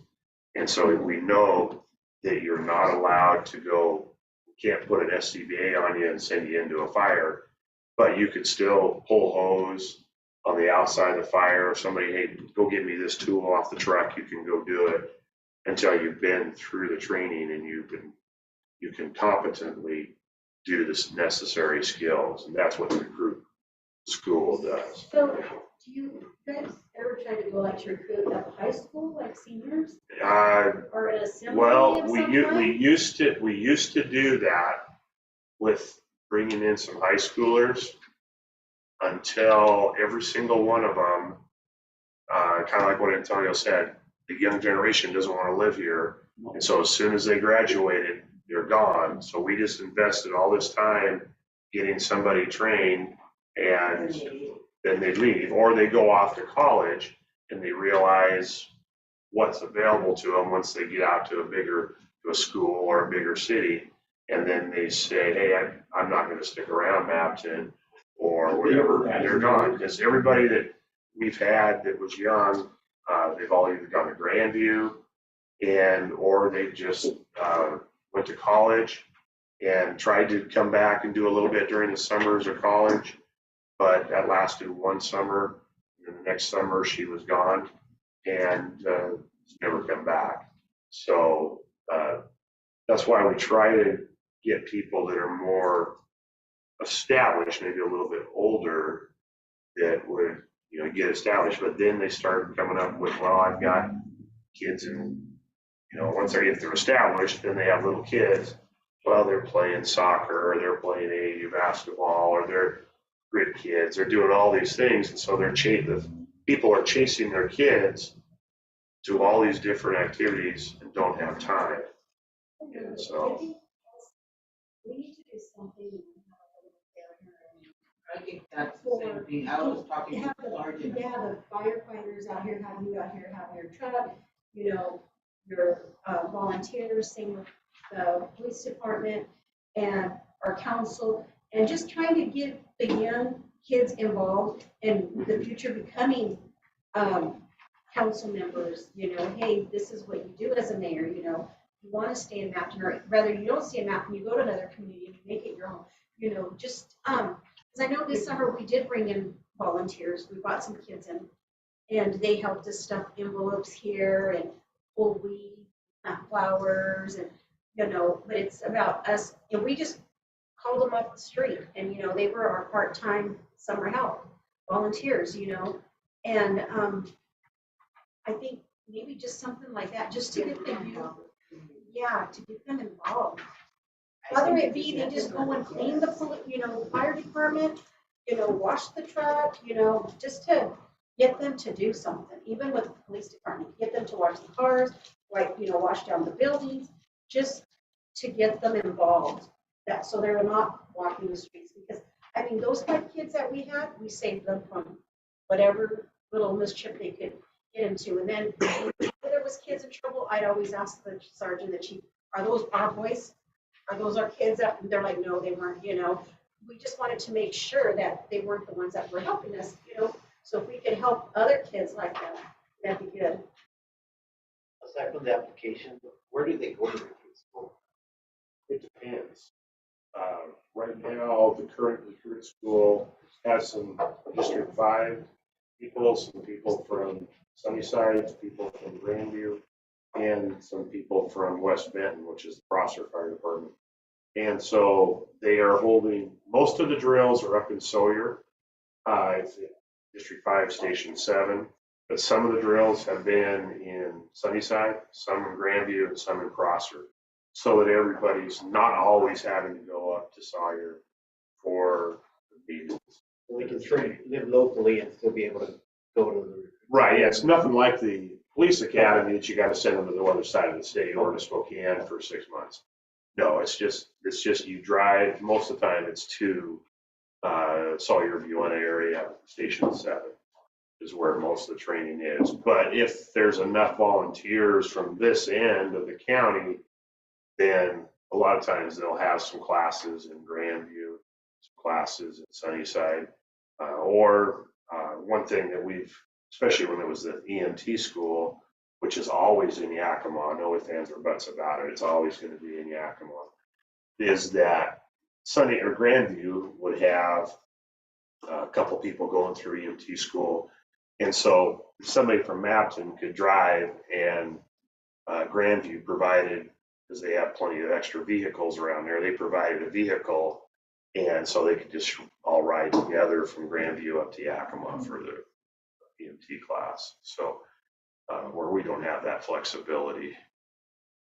Chief, but you do have how many volunteers that on your list right now? Right now I have 9 is all I have. And of those 9, about 3 or 4 are really active. The rest are, Yeah, because I always see, like about 3 are always there and stuff. And I understand, in the daytime, everybody has their jobs or appointments or whatever. And stuff, because there was one that Luke ended up showing up, but we already have Grandview here and stuff. And Grandview brought like 3 or 4 and different vehicles that came. I mean, when Luke showed up with our. Okay, so, do we have any more questions regarding the budget? I know, I have a few questions. I did watch the budget retreat from last year. And there was a couple of questions I have that I did take notes on. And some of it was on the spending. And I know, some had to do with a big chunk of money that was gonna be paid out to employees. And I want to know, that was gonna be from the COVID money that was given.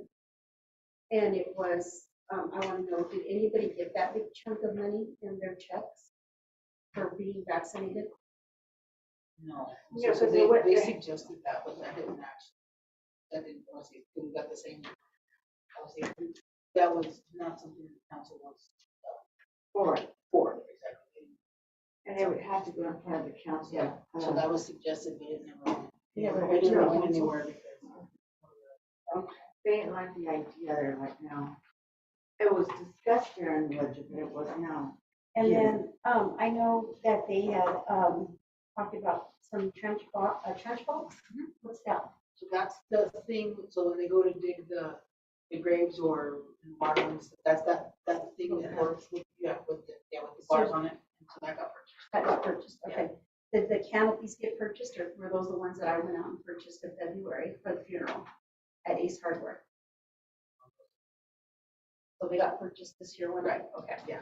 And then, But before the mayor, no, there was three, because I went and purchased three of them. There was three of them, but they did not have them, it was so windy that there was two or three that had got broken because of the Those wind. were previous, right? That was before COVID money, and then we were talking about getting Right. the better ones. He didn't buy those, I don't think. Not for the Ace bottom, it wasn't like a heavy duty one. yeah. So, but we didn't use COVID, but those things are always being. Yeah. We were talking about getting The sturdier ones. Oh, yeah. okay. And then, also, the rotation supporter in lab supplies and the wastewater, the oven that's out there, did we get all of that stuff? So we got that. Okay. We got, I don't even. Yeah, the rotation we supporter. got that. Yeah, I'm not sure. But the oven was ordered. The oven was. And it's here. At the wastewater. Yeah, they got it. Okay, and then the tank mixer. So, and the water tank that goes in the big tower. I think, isn't that the one where you had to go up there at the multiple? So they make sure it goes in, it goes in. And you know what, and I think that was addressed at a council meeting, because wasn't that something that, Jamin Regino was taking care of? Okay, so you need to go back on the. And I I know- remember it was supposed to be like $50,000. What was $60,000? That was the tank mixer. So those we are, talked about. all that stuff, the things that I'm mentioning right now should have been used, purchased prior to me coming in. And that money should have gone to all these things I mentioned. So- why weren't those purchased? What happened to that money? So it's still there. I say that was all from the COVID. Yeah, my understanding that that money was already spent before the previous mayor went out. So that's making it look like this mayor is spending over. It should have been spent last year. So that means we have more money then. Right, so I would say we still have plenty of COVID money left. Yeah, we Because have- did we get the Regard, more not on not those? the money for this year. Right. That's no. So this Right. stuff is the stuff that was brought up at your meeting last year that should have been bought with the purchase with the COVID money. So that's why I'm bringing it up now, because the radios weren't bought on the previous mayor. We got those when I came in. I think the only thing that we did get, and it was the things that Luke got for the fire department, were the oxygen, The SCBA. The SCBA's last year, it didn't have, there wasn't gonna be enough COVID money for us to get the entire thing. So we just got, some turnouts and then the bottoms of the SCBA. And now that we have this year's COVID money, this coming Monday, I will be ordering the rest of the SCBA's. So how much COVID money did y'all get last year? So we got the same amount twice, so we got 316. 86. Okay, so How much was what you needed, Luke? That was what, 40,000 is what we spent last year and 48 this year because the prices. Luke, I have a question for you. Are you still out of compliance for anything else? No, the turnouts got us into compliance for turnouts. And with the SCBA's, we'll be in compliance. And then, I know that, let's see. Well, 6, the repair, did we get that finished? Well, for. Oh, The y'all were paperwork talking says about 6. well 6. It was talking about On well this 6. page, Well, yeah, 6. last year's paperwork. Right here. Well, 6 pump repair. That's got system. So well 6 is the one that they came yesterday to, no, because we were talking about 6 or 4 yesterday, Josh. Someone came yesterday and we had to take them over to show them, and we did not know the address or the location. That was well, right, that was well 6. Oh, thank you. That's why I'm asking, because it did say well 6, the repair for the pump. Yeah, and that's how come I was wondering, how come we didn't get it? Oh, okay. And then, No, This it's is my- not. another thing that was on there were the security cameras. Y'all spent $5,000 on new cameras, prior to me coming in. And, then I know that there was some cameras being talked about being put in the park and the cemetery as well. And I know those didn't go up due to lighting, Right. but, this is all stuff that was mentioned, and, you know, when people go back to see these videos, I just want them to know that a lot of the stuff wasn't purchased when you all said you were purchasing it. Because I came in and I started purchasing this stuff. So did you guys purchase those $5,000 on security cameras last year? Yeah, so those were already purchased. No, the first ones were purchased, and that was 9,000. 9,000. 9,000. And then you guys wanted more, to get more, and you guys wanted at 5,944.30. And those were not used because like the mayor said on the record, So where are they never came in because they didn't have the power to connect the cameras at the cemetery. So they were gonna have to come and install a pole for power. So it was more than what the dollar amount had set for cameras, correct, Josh?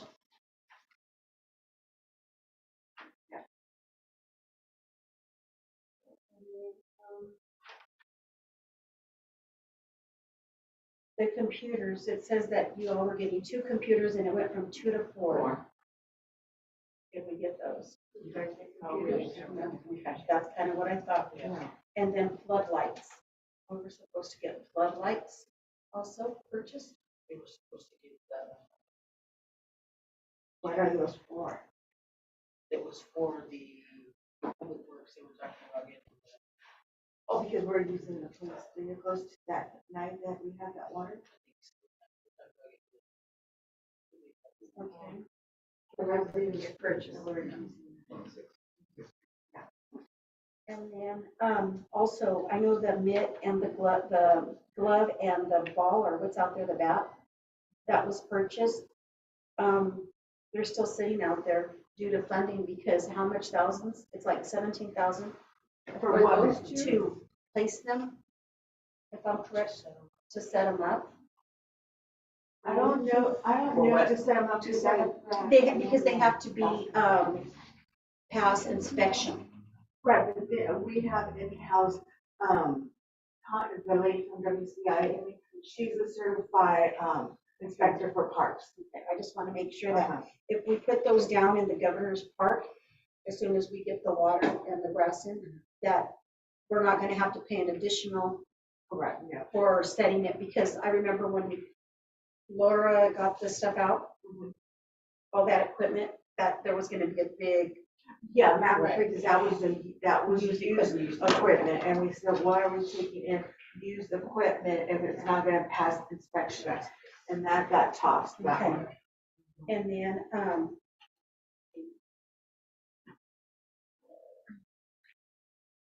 okay, so what happened with, What happened to all the phones that they had? That's what I was gonna ask you. Did you guys have like 15 phones? we took the phones out because we got radios, yeah. So we got radios, how many radios do we get? So there's six radios. Six But radios. we've had issues with radios, right? How many? Yeah, how many- so we ordered one batch and we sent it back. Did we send it back away? Yeah. Okay, and then I ordered some new ones, but those, we're using them, but we can send those back because I'm gonna look into getting, I guess, further radius, because they cannot hear us out at wastewater. I think you suggest, that it was cheaper getting The plan, there was a plan in AT&T or when Spring or whatever, what you said, you have 5 phones for $100, like a family plan. So, and they have, they don't have no limit, you can talk any, you can watch whatever you want, but it's only work in the area. Yeah, no, we don't want them watching it. Well, why don't we do the No, because the radios work fine here when they're here. And usually Joe's the only one that has a phone, so we get a hold of him. Yeah, yeah, that was a good saving because we were doing over $1,000. So the radios that were budgeted, were not purchased with COVID, the COVID money that's listed on here. You made your own purchases, they made them this year. so, but these weren't purchased at that time. Those that were budgeted, the 10. So they ordered them, I'll say, and then they took from one year to the next to come in. But, I mean, it's still the same, I'll say, that's where they came out, it was the COVID money. So with this information, so, because this gets found, it's gonna be done by, what, December 13th, Josh? Okay, that was So- 20 years ago. November. No, the- that's what the I'm last saying, meeting so in when November. they finally, this book was completed and they agreed to this, it's usually the first council meeting. So yes, it does look like, okay, you guys didn't purchase that at the end of December. Because then if you had to order stuff, it wouldn't go, it Well, wouldn't the go. amount that we're at right now, Well, that's what I'm saying. why hasn't it been purchased? So that's why I'm saying, a lot of the stuff that was on record, that was supposed to be purchased last year with that COVID money, it didn't get purchased until I came in January to start purchasing this stuff. And they said something about reimburse the city, Oh, to the the citizens, citizens, and water fundings. yeah. Because they got way too much money over fundings and they're supposed to return. How much was monthly? So that was another one that I had was gonna come $20. down $20 $20 a month. deduction monthly? Jameson wanted to do.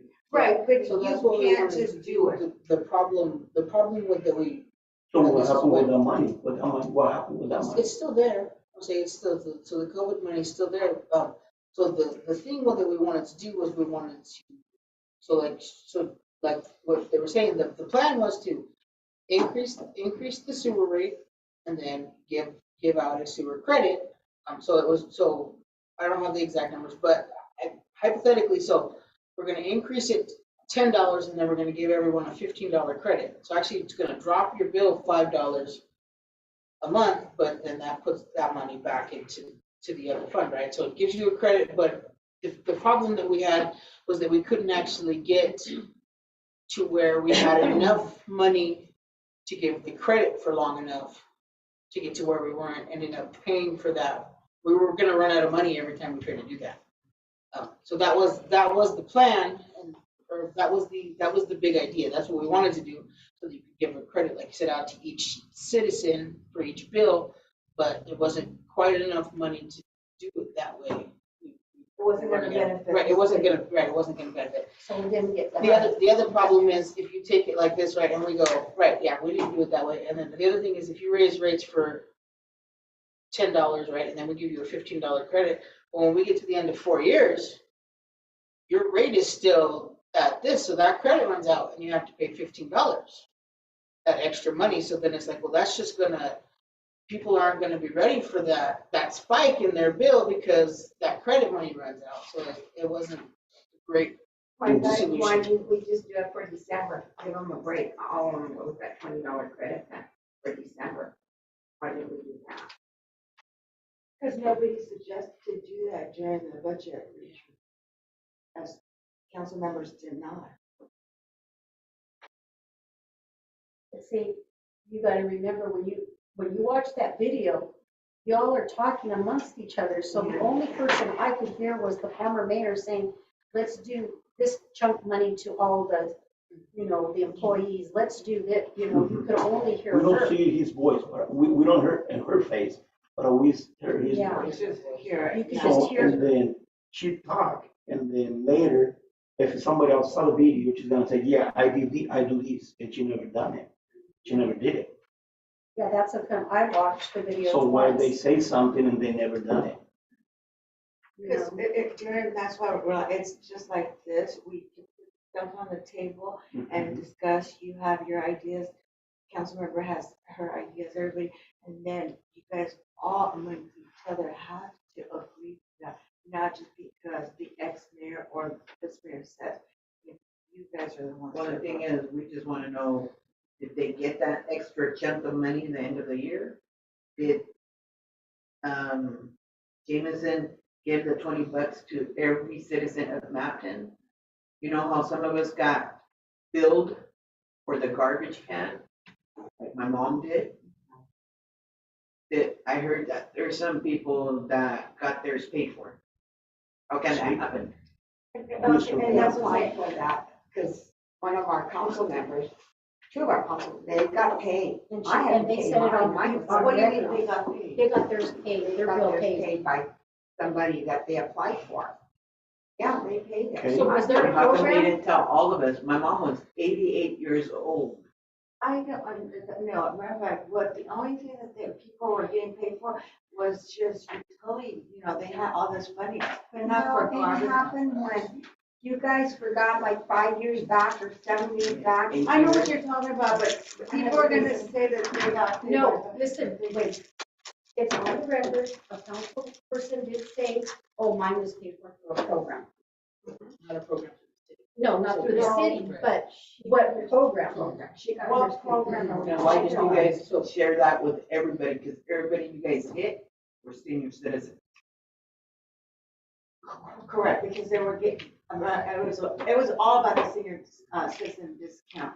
But the program, do you recall a program that Well, came it's the in? same, it's the same program that they all get, through, OIC or NCAC, I mean, those same programs, just like we have that we want to give out to everyone. Oh, yes, but you see, it wasn't just because of that bill, it was part of the utility bill. Yeah, that was their total bill. But how could So they they were go back eligible. 5, 7 years to pay that? That's what I don't understand. Well, When you because went that out there, was I a- mean, that was, I mean, Yeah, that's what those people decided to do when they applied, so. OIC. I thought, I understood, it was the city of Mapton that paid her bill. I was like, No, "Oh, yeah, no, well, my mom paid me $100, then Yeah. we had to work the money out." Oh, the state auditor would be here. So, there was another one where I think we had like $84,000 of everybody total in Mountain owing money. If it was, I want to know, is everybody, because I know somebody said the highest bill was There like were 66 accounts. 66 Right. Oh, accounts. yes, and Yeah, that's when they during- were, during and everybody COVID. brought up and paid. Okay. Yeah, I think there's one, there might be I one was payment. told one plan. person that's still making $50. I think that's one payment plan, though, and they're keeping to the plan, though, and they're paying it. But I think all of the others have gotten it. Okay. The only thing that Mapton does have, and I'll make it short, is that say that someone moves out and there's an outstanding bill, they really need to look into that because that amount, it just goes away. It just sits there. And so that's where some council and everybody's gonna have to make a decision. Okay, how do we handle this? How do We we need to make that an collect? ordinance. And I think, because let's say, for instance, Mary Diana and Antonio, you move and you leave your house for rent. Okay, you bring in a renter, they move out, they're gonna leave you a bill of $100, $500, $600 water bill. So no one's gonna be able to move into that house until that water bill is paid. But that's why the owner needs to. pay for it. Exactly. I The agree. landlord needs to be held liable. And that's where some cities, they have not this city, but other cities, they have a deposit. Because the city doesn't want to end up with that outstanding utility bill. So instead of giving you back your deposit, they're gonna make sure that they take that deposit, that dollar amount out of the deposit, then you guys can get the rest. If it does cover it, but if it doesn't, then you still have to pay the difference. So we need to put that because it's happening a lot and Mappin's not getting their money. You know, I pay in $1,700 when no renters in my place. My place was completely empty.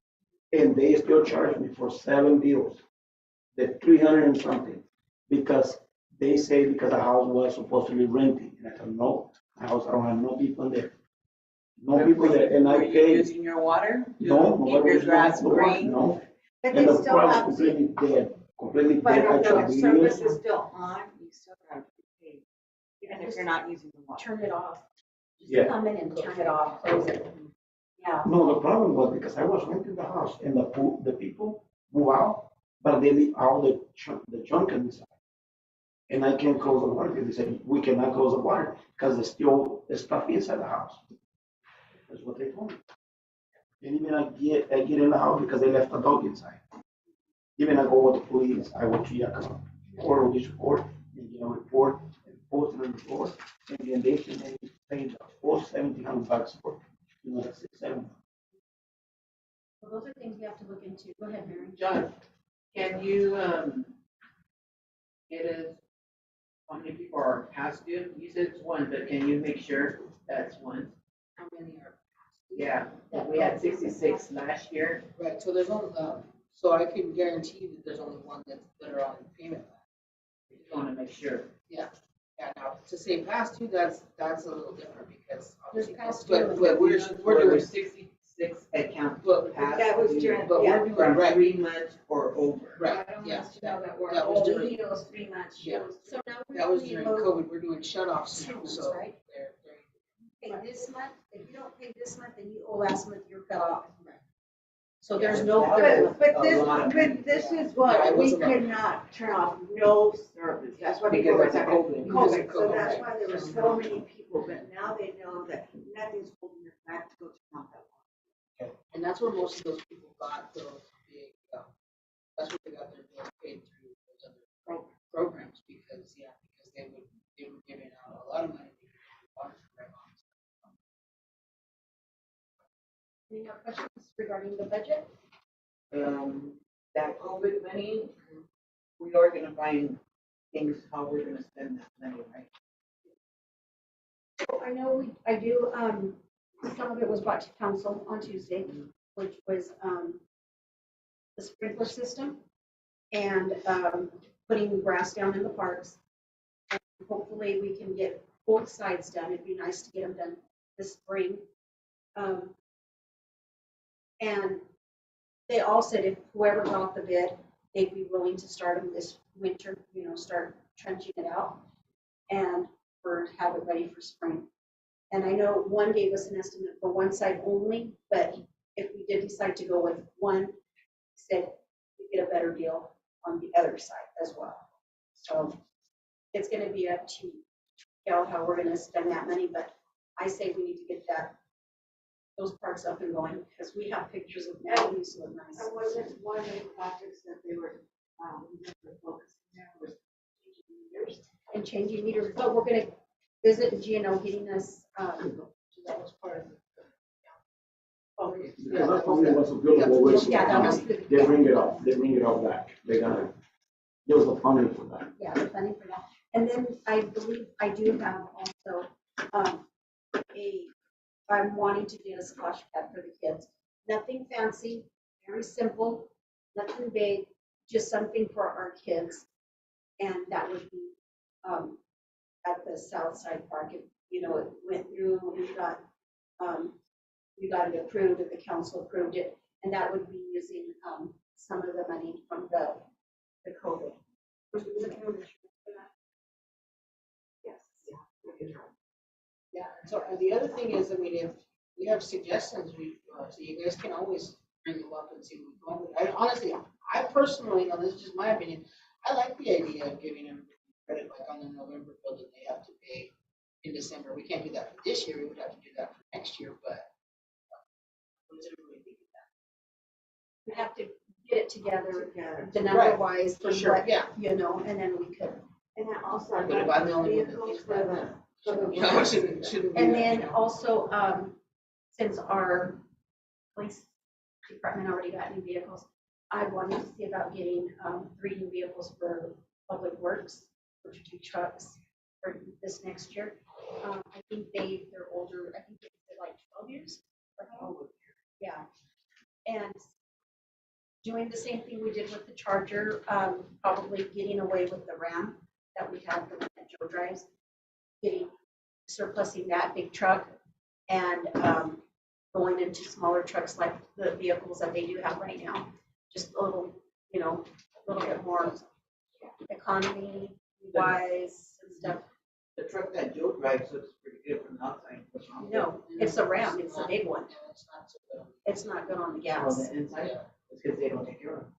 Well, that's one thing we were gonna talk to them this, starting of the new year. Things are gonna change and, yeah. Because even when we get supplies for them, if we ever get a sidewalk painter or the edger painter, the yellow machine, they need to take care of that. Not, oh, we already did it, go in there. Take it off of my truck and just go in there. Because I went there, that one was terrible. So, those are the things, so I have the sprinklers in the park, is what I wanna do for the city, get that up and going again. The splash pad, like I said, nothing big, very small, but something for the kids and the vehicles for the public works department. And I don't know, we can get together and talk about what they need and then we can put that and, on the list as well. And we know what else. the police department. They need some uniforms, they need Yeah. something, some Yeah. jackets. It's not warming the cars. So, yeah, But no. No, they. that would, I think with when we sell the Charger, I think that'll come. let me just close up the meeting really quick and then we can continue. So, if there's nothing else, for the budget meeting, we're gonna go ahead and do the City of Mountain preliminary budget for 2023 at 11:55.